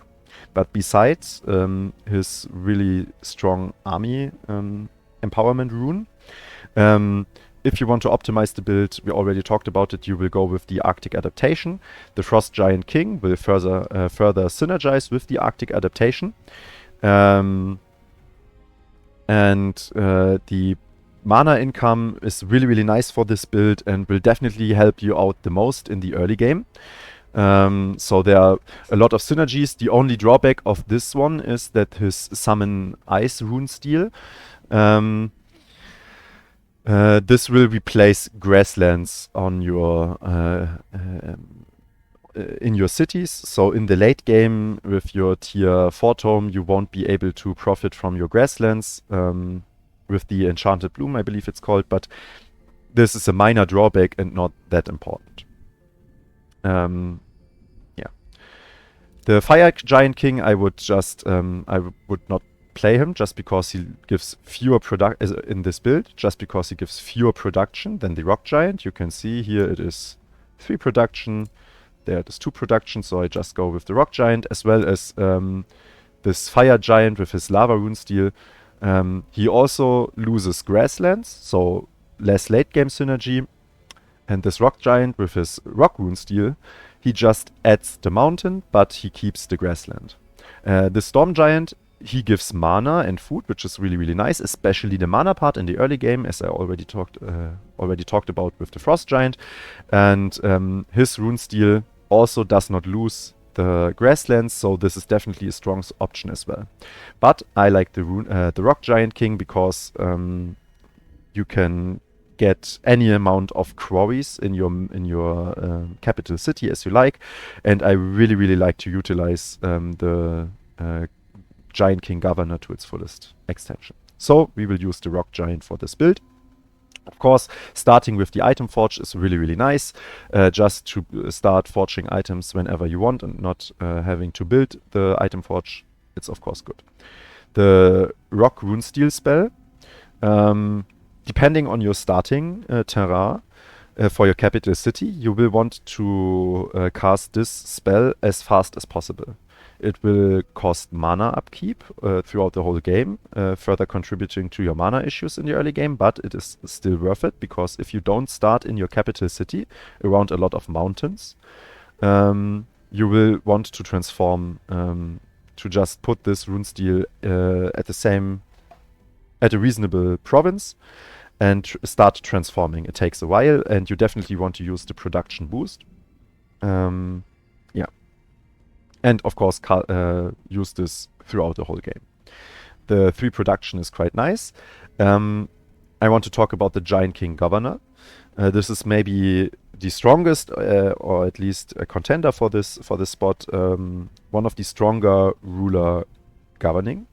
One of the stronger governors. Let's say it like that. First of all, the production on the quarries, it's really nice. The city structures, costing 20% less. It stacks with the one of the Materium tree, so this is definitely, in the early game, really, really nice economy boost. Every gold you don't use to build your cities further. Of course, you do want to build your cities up as fast as possible, but every gold you do not use for this, you can invest into more Slither Hatchlings. So this is really nice. Renown level 3 is where it gets really, really spicy. You see here each quarry in your capital city, that is because your Giant King will be ruler of only your capital city, grants 1 binding fragment. And this is the new resource for crafting higher tier items, which you will want to do a lot in the late game. So essentially, for the mid and late game, I will want to build a workers guild in my capital city, just because we will have a lot of quarries, and even more importantly, build as much quarries as possible. Usually, I will only go for other types of province improvements, like farms, conduits, and research posts, and foresters. For those types, I will only go as many as I need for the tier 3 city improvements. So 1 research post for the academy, I believe it is, and 2 farms for the estate hall, 2 foresters for the armory, etc., etc. And after that, as many quarries as possible, just to get up to as many binding fragment income as possible, just because they are so strong, and you really can scale your late game heroes a lot by having those binding fragments. Those fragments will definitely be in most builds the factor that inhibits you from crafting more late game items. The binding essence, usually you will have enough of it. And the Renown level 4 also is really, really strong, especially if you can hit it fast with your build. which we will be able to do. So this city structures grant +2 gold in addition to their normal effects is a really, really nice early game economy boost, which we will be able to trigger early on. And it is important to not overlook the possibility to draft rock giants. With this in renown level 4, you will, with all giant kings, be able to, in your capital city, or I believe in your whole empire, I don't know, draft draft giants, and of course his giants will be rock giants. And those can be really, really useful in the late game, as I already talked about in my other video, just because they come attached with this heavy charge strike. And this heavy charge strike is able to cancel the defense mode of spear units. A lot of late game melee units are spears. Most notably, Pyre Templars are spear units, and Golden Golems have the charge resistance like a spear unit, and of course they have a spear, but they are a mythic unit. So most notably, Pyre Templars and Golden Golems will have charge resistance and are the most common late game melee units you will encounter. So having as many as one giant unit per army stack, so one giant in a 6-unit stack, will be really, really helpful to knock those units out of defense mode and kill them quite a lot faster, and also be able to flank those units, just because defense mode makes you unable to flank a unit, but if you knock them out of defense mode, you will get all the damage benefits from the defense, from the flanking attacks, which is 25% just by flanking, and even more as we will see soon. Yeah, so now we talked about this rock giant. We will pick him, and with my rock giant ruler, I like to go with him as a warrior. The giants have access to powerful weapons only available to the giants, namely the Giant Axe and the Bone Giant Axe. They were on release so powerful they got already nerfed. And I will, in this build, we will leverage their special weapons to our advantage. I really like that they have something new here, so I like to play around with it, and this Giant Axe is really, really nice. On other ruler types, on other Giant Kings, this Giant Axe will have some elemental damage attached to it, and this Bone Giant Axe will always be normal damage, but because it's a rock giant, here you see it's all normal damage, or all physical, but because it's a rock giant, this Giant Axe, the first one, will also have pure physical, so it's up to you which one you like more. Just for the visuals, I usually go with this one, but that's beside the point. Okay, so we will pick the warrior. I will expand on this concept a little bit more later on, but most notably, this Giant Axe also has the heavy charge strike. So you will have a heavy charger in your army right from the beginning of the game, which is really, really nice to have. And your giant being able to kill units can be quite beneficial in the late game. So a ritualist giant maybe wouldn't be able to kill that units as well as a warrior, and this will be relevant later for this build. Of course, you can go with a ritualist or anything you like. Giants in general are really strong, and with every class you will retain the governing bonus, which maybe is the most important one. Okay, and of course, as the ambition of our giant ruler, we will pick the shepherd. There's no going around this. When you win a combat with only animal, plants, and elementals units on your side, you will instantly get the 100 renown and the druid.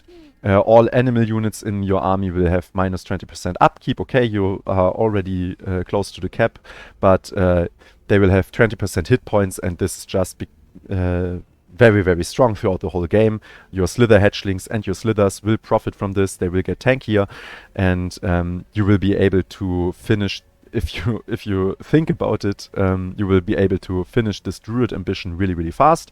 And after that, getting 50 renown for a unit to evolve, you will be able to finish your governing tier 4 really, really fast into the game.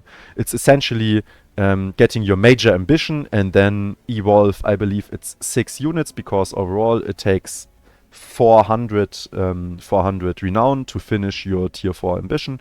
So it's 100 from the off of this, and then 6 times 50 is 300, so 6 evolves with your Giant King and this one, and you will have finished it, and you can get this really, really fast. So definitely go Shepherd. Later in the game, for your other heroes, you definitely like Shepherd ambitions on your other heroes as well, but you don't need to fish for them.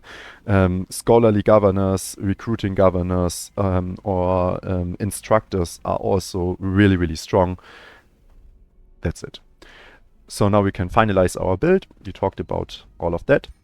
And I want to use this opportunity to maybe go in a safe game of mine and talk a little bit about the early game skills of the Giant Ruler, as I found this quite important just to navigate the early game. You can see here I'm on turn 17, and maybe you can spot some things I did not correctly in this game, but for all intents and purposes, I did not get my major ambition fast enough, but that's beside the point. We will take a look at the skills I took on my Giant Ruler. And you can see them here, but I will reset them now and we will talk about them in order.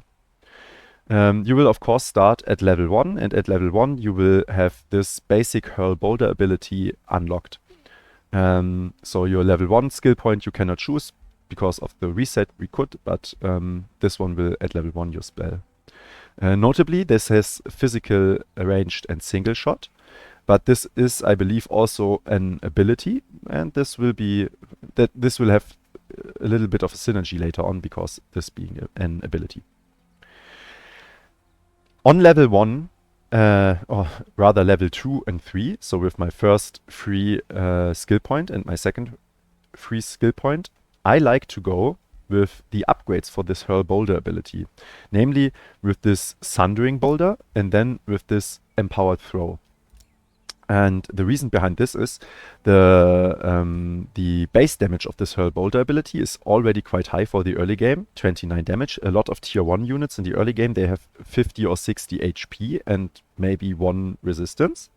So 30 damage will already at the start of a battle to clear a node damage one unit. So they don't do as much damage in return, but we can further enhance this.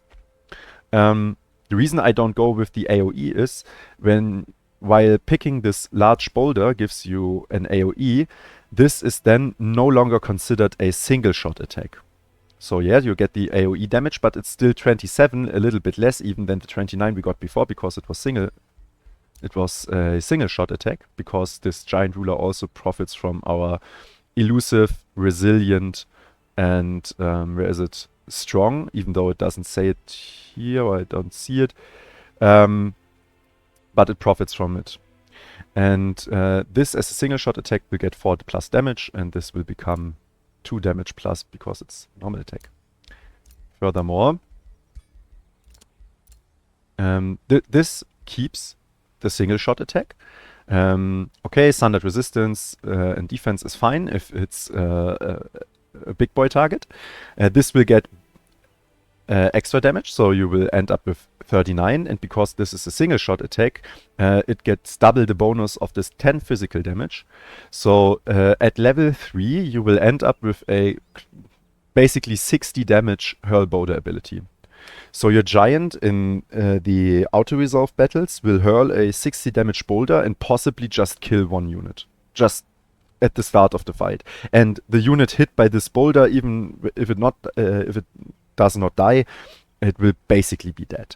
So all your battles you will be fighting against essentially 1 less unit, which will really help your early game clear. So this is level 2 and 3. At level 4, you will unlock this first signature skill, and there we will of course pick the Vitality rune. The 15 hit points it's okay, whatever, but we are really interested in those two skills attached to it. First of all, the pack leader. All our enemy units will have increased defense and resistance. The unit upkeep, it's also nice. We will be at our unit upkeep cap quite fast, and all enemy units notably get flanker. Another 25% plus damage when flanking. Flanking already does 25% increased damage. So with this ability, all your Slithers and Slither Hatchlings will have on their flanking attacks plus 50% damage in addition to everything else. This, of course, will synergize with our distracting later in the game, but even in the early game, just using your ranged attack from the side or from the back of an enemy, this bonus damage will skyrocket your ability to just burst down enemy units. And if you did not play with this in the past, you will be quite surprised how strong this is. Especially since it stacks with all the other things. So level 4, you get 2 points because you pick this, and I go with this one.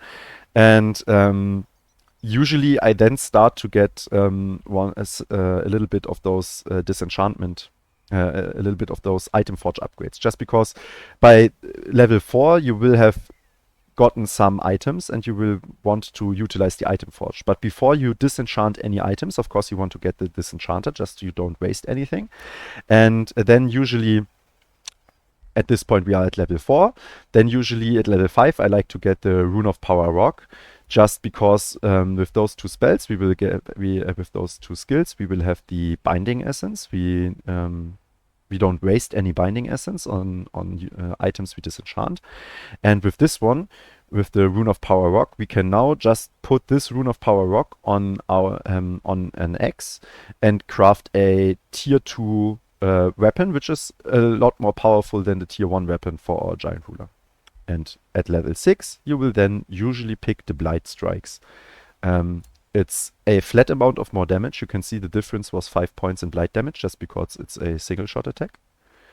And you will get 20% more damage against targets that are poisoned. And we already talked about it. Poisoned in the early game. Every enemy you will hit will have poisoned, or close to every enemy, just because your whole army will be Slither Hatchlings. So just 20% damage. It's really nice. This is essentially your level 1 to 6. In the late game, you will want to use your free skill reset just to get those 2 points back and invest it in something else. With this build order, you will maximize your early game damage, and of course you will delay your killing momentum. And usually in the mid game is the point where I reset because I will have more skill points, and then I can maybe reset, get some skill points back, maybe just leave this one and don't craft anything for the next turns and just go straight up for the killing momentum. For the late game, I will keep this Hurl Boulder at its base ability, usually just because it's only 1 action point, and if you activate your killing momentum with this 1 action point, you can still hurl your boulder if it's ready. Okay.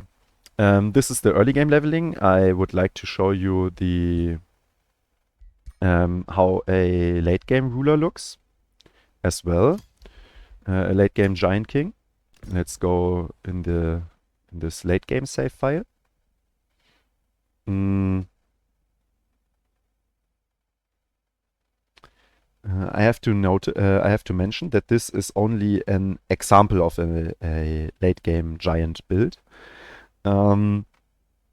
I did not play with giants enough to tell you what is the strongest build, especially in regards to the unique runes the giants get. So I will not be sitting here and tell you this is definitely the strongest you can get, but I can say for sure that this is a strong build. So you can tinker around yourself a little bit, or just go with this one because this works really, really well. Yeah. versus first of all, we have to talk about those creation runes. Of course, you will have most of them for the late game, especially this Forge Master, just for the extra infusion point. So those are given. On most giants or on the other giants, I skipped this Rune of Creation because the 20 hit points it gives your ruler aren't that important. There are other sources of getting hit points. And those creation runes I do not consider as strong just because the spells they give, I hadn't the feeling that they were in terms of the action economy strong enough to in the late game. But this one, the rune, maybe I'm wrong. So I did not test it extensively, so maybe I'm wrong. But especially this Conjure Stonewall, I have seen it in manual battle, and the ability to summon those stone walls with 100 HP is really, really, really, really strong, especially if you play a ranged build. You can put essentially a wall in front of your ranged units, and I have seen this used to a great effect in manual battle. So if you play the Rock Giant with another build, with this build you don't need it, but if you play it with another build, maybe consider picking this. Otherwise, I would just leave the skill point. Free for other things. As we already talked about, I will leave one Hurl Boulder just to have the ability to throw the rock. Those, I don't really like them. I consider them to be quite weak. Then again, it's the concept of game of opportunity. Maybe in the early game it can be good because you have a summon, stuff like that. But generally speaking, I don't consider them worth getting for the late game. This is a typical warrior build for basically all warriors. You of course get the crit route, you get your abilities, you get your cleaving sweep. It's really, really nice. As of late, it's considered a base attack, and of course you get your killing momentum. This unyielding. I used my respec this game relatively early. In the late game, I crafted a status immunity ring, so this unyielding does not offer any value to us, so I would rather have it this point in another slot, but you can definitely pick it up if you don't have a status immunity ring for your Giant King. With further, there are a lot of useful slots you can pick. Those three going to the Graceful Charge and this Tankiness ones are really nice, but also here you have nice options. As you already can see, I switched the Vitality rune in the late game for this damage rune. This is usually something you will do depending on the enemies you will fight. Notably, constructs, but other units as well, are immune to poisoned. And when they are immune to poison, you will not be able to get the 20% bonus damage from this node, as we talked earlier. And in the late game, you can easily put other units than just Slithers in your army. So this Shepherd one from the Vitality rune isn't as strong anymore in the late game. Potentially, depending on what units you put in your ruler's army. You can definitely go in the late game with your Vitality rune, but versus enemies that are unable to be poisoned, and if you don't have enough, a lot of Slithers in your ruler's army, go with this one, just because it provides you plus 15% damage. It's just because of that, you will have a more powerful charge strike. Then I always go with the Fury rune. The very fast movement speed for a shock unit is really, really nice. Gaining Strengthened and Fortune is always nice to have the ability to gain this. And you have some abilities. Most notably, this one is an ability, and as well as the Hurl Boulder. So those two will give you stacks of Strengthened and Fortune. And passively... No, this one not, but you will get this Chaos Empowerment for more critical hit chance. In the late game, we really want to stack up our critical hit chance because this will be the main damage amplifier in the late game. This one is nice, I'm sure you already know this, but the AoE isn't as important as the crit chance is. Debilitating Aura. really, really nice. -5 status resistance. It scales extremely good in the late game. Your status effects will be able to be afflicted to more units, and most importantly, your ruler itself will use it. If you are in range to hit someone with your charge strike, you are in range to trigger this one. And as you can see, I gave my ruler a weapon I crafted, which has a possibility to stun the enemy. And of course, if he has -5 status resistance, I will stun more often. Quite simple. This one, I usually go just for the 15% critical hit chance. With all your poisoned, ghost fire, and weakened stacks going around, this Amplify Chaos definitely has the potential to really shock someone with the damage output it can do. And as a capstone, I pick this Grand Safeguard rune just because okay, the effect is really, really nice for the units in his army, but the main thing is this lead by example. I really enjoy this on that you can pick this on order builds, but notably if you don't play a lot of order, dragon rulers can pick this as their capstone just because they are dragons, as well as giant kings can. Those runes are not tied to the affinities of your build, but you can choose all of them freely. So I chose this order Grand Safeguard rune, and because we built our giant king as a warrior with a lot of damage, he will be able to kill units in the late game, and on every kill he does, all units on the battlefield will gain a heal and morale. So just this battlefield-wide effect is I consider it really, really strong, and like to play around it, and it synergizes well, as I already said, with our giant king being so strong in melee and being able to kill people. So I with this build and in general, I really highly value this all unit type of effects, as we already spoke about. With the accelerating pollen, with our summon prosperity dragon, and now with this lead by example. And since we are already here, I guess this is a nice opportunity to talk about some tips.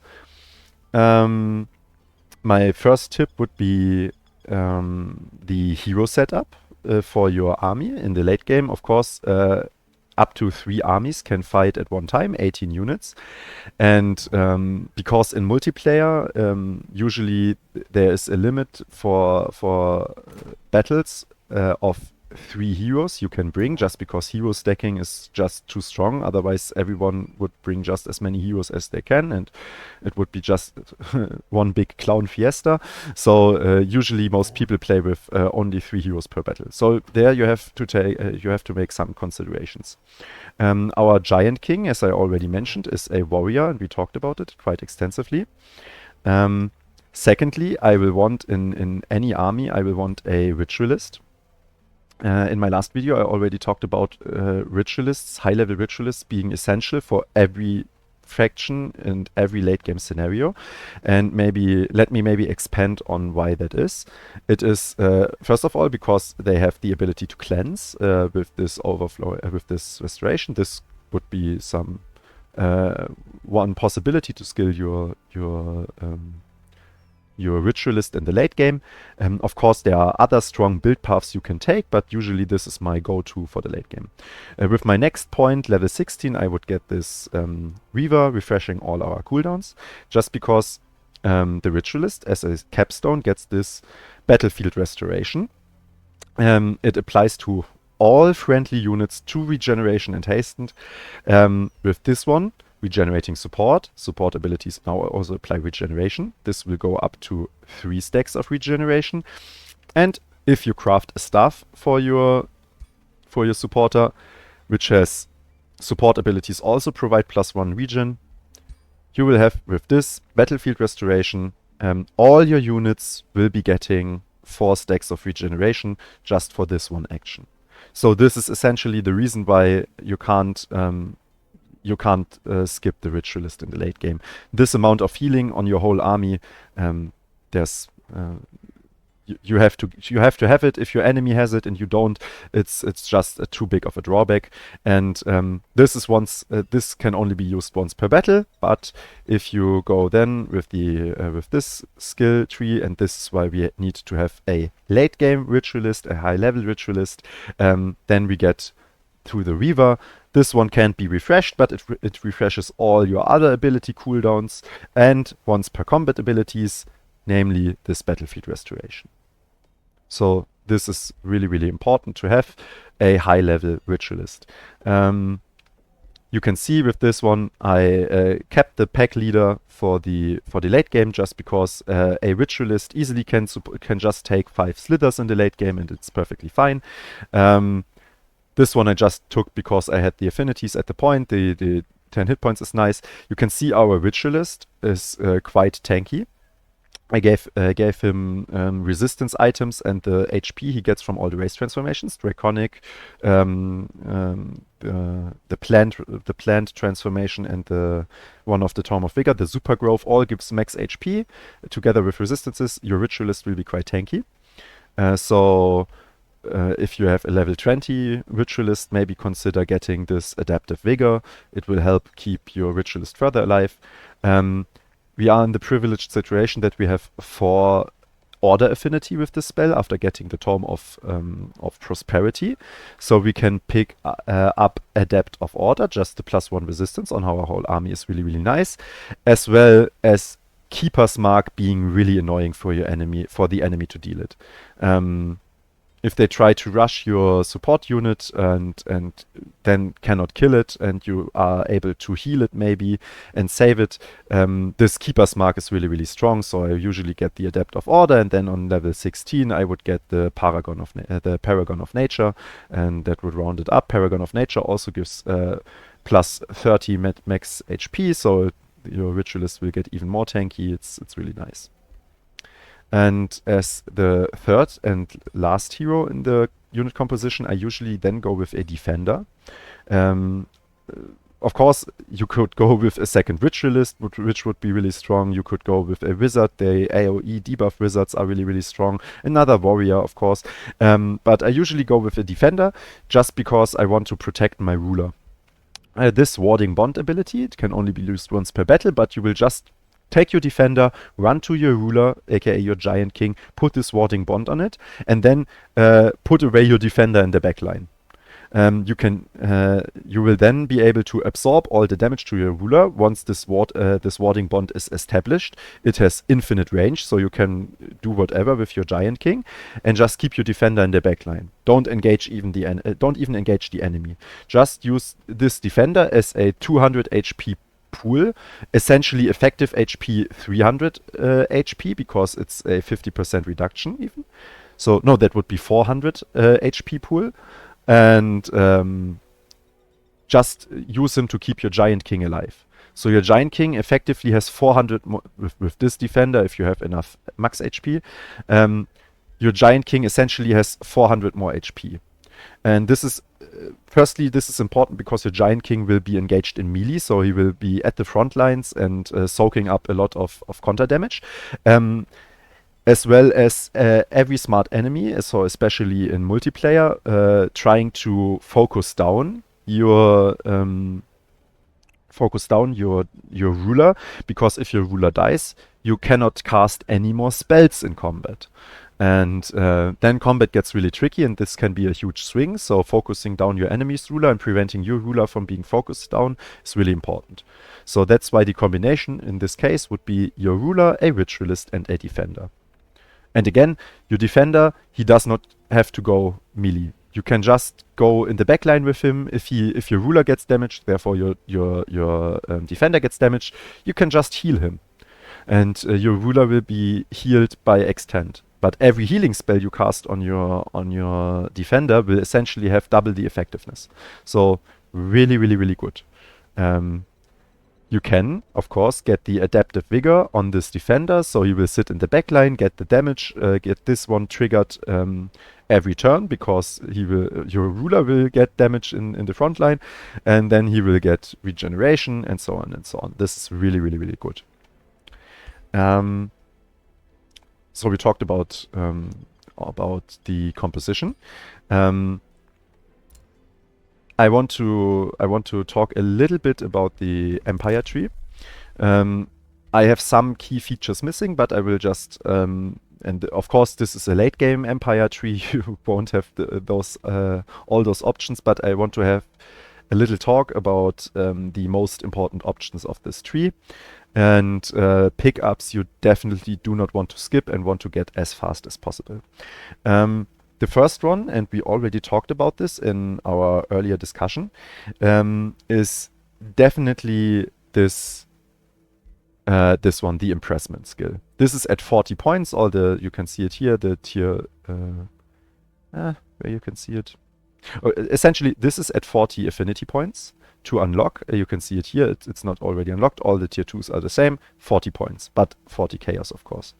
And that's what we talked about when we talked about about the chaos of the prolific swarmers, because the next chaos will only come with our second tier 3 with the cleansing flame tome, and by this point it will be too late. So this impressment for your slithers to evolve faster is really, really important.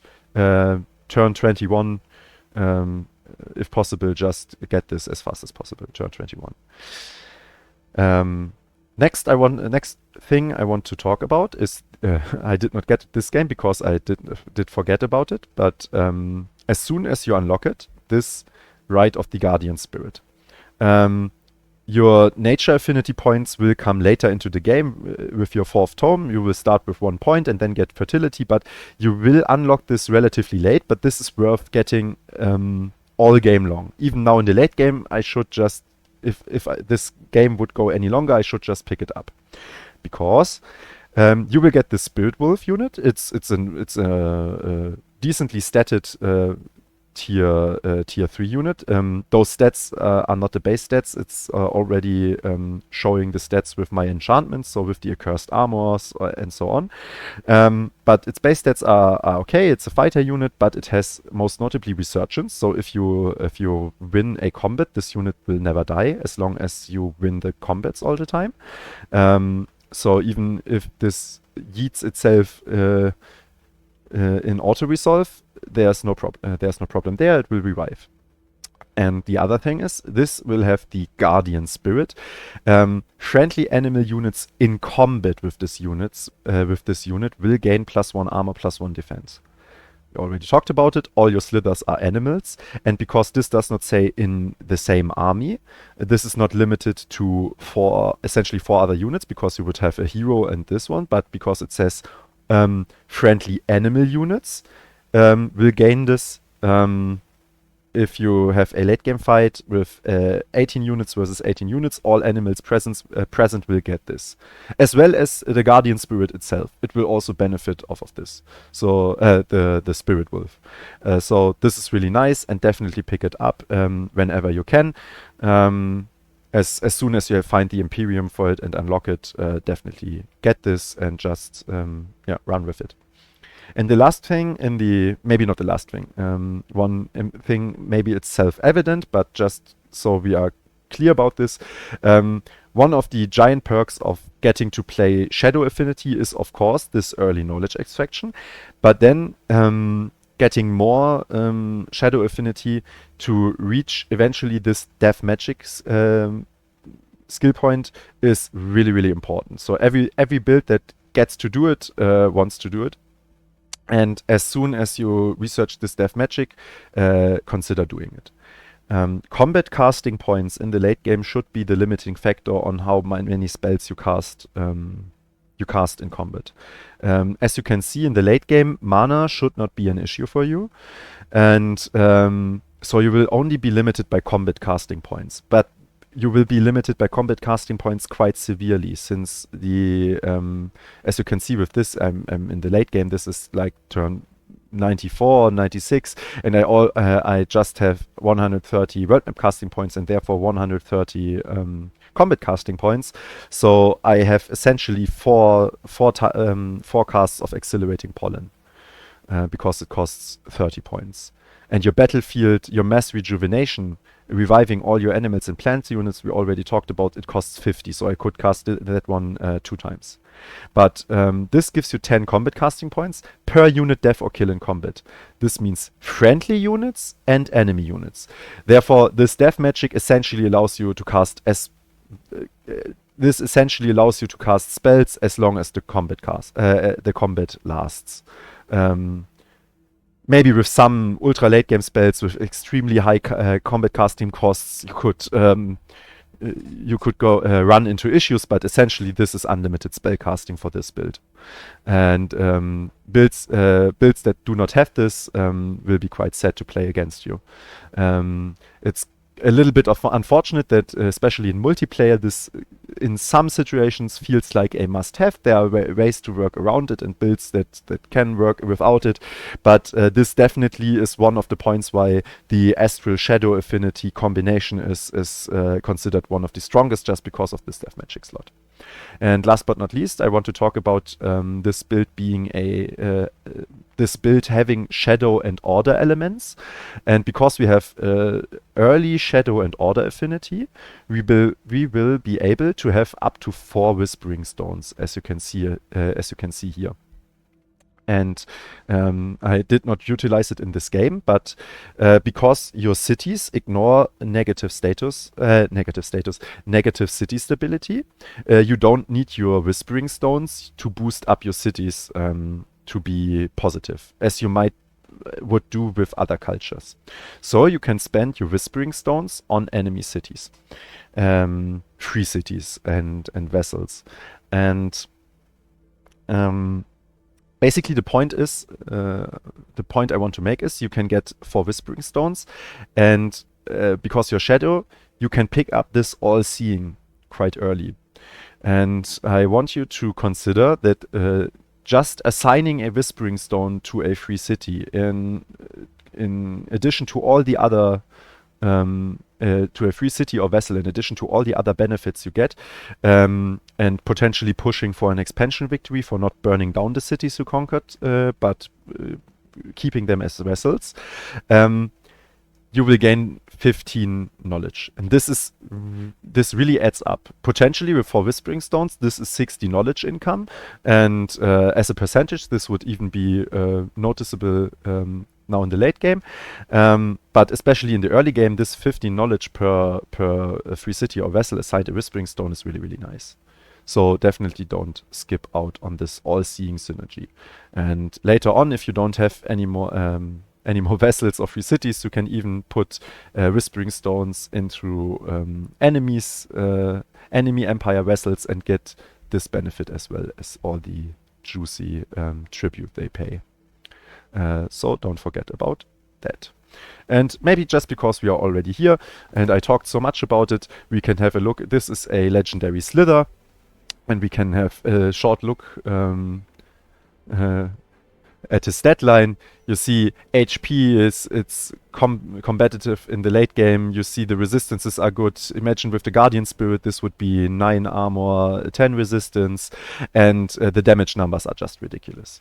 Those are just the unbuffed damage numbers. Remember this Venomous Spit, it profits from of the flanker and the flanking bonus as well. So if you flank with this will do another 50% damage. So this is like already 50, 60, essentially 70, 80 damage.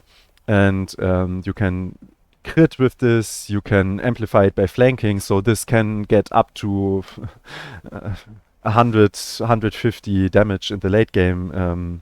It will definitely keep up. And those melee strikes, of course, they have all the damage enchantments we talked about throughout our game. So this unit will definitely keep up in the late game with damage. You see this stat line, you could maybe complain about it being a tier 3 unit and only having 5 status resistance, but you have cleanse options and abilities in your build, and this is definitely able to keep up in the late game. So that's what I meant when I told you that it's essentially a tier 4 unit. Yeah. that concludes our build. Let me just exit the game so we can look at the finished build at the build website. This will be the finished build we already talked about, our final build. And to summarize what the build does, this build uses or wants to maximize the power of Kull the Weak by utilizing strong skirmishers, which we then further enhance by stacking multiple powerful damage amplifiers.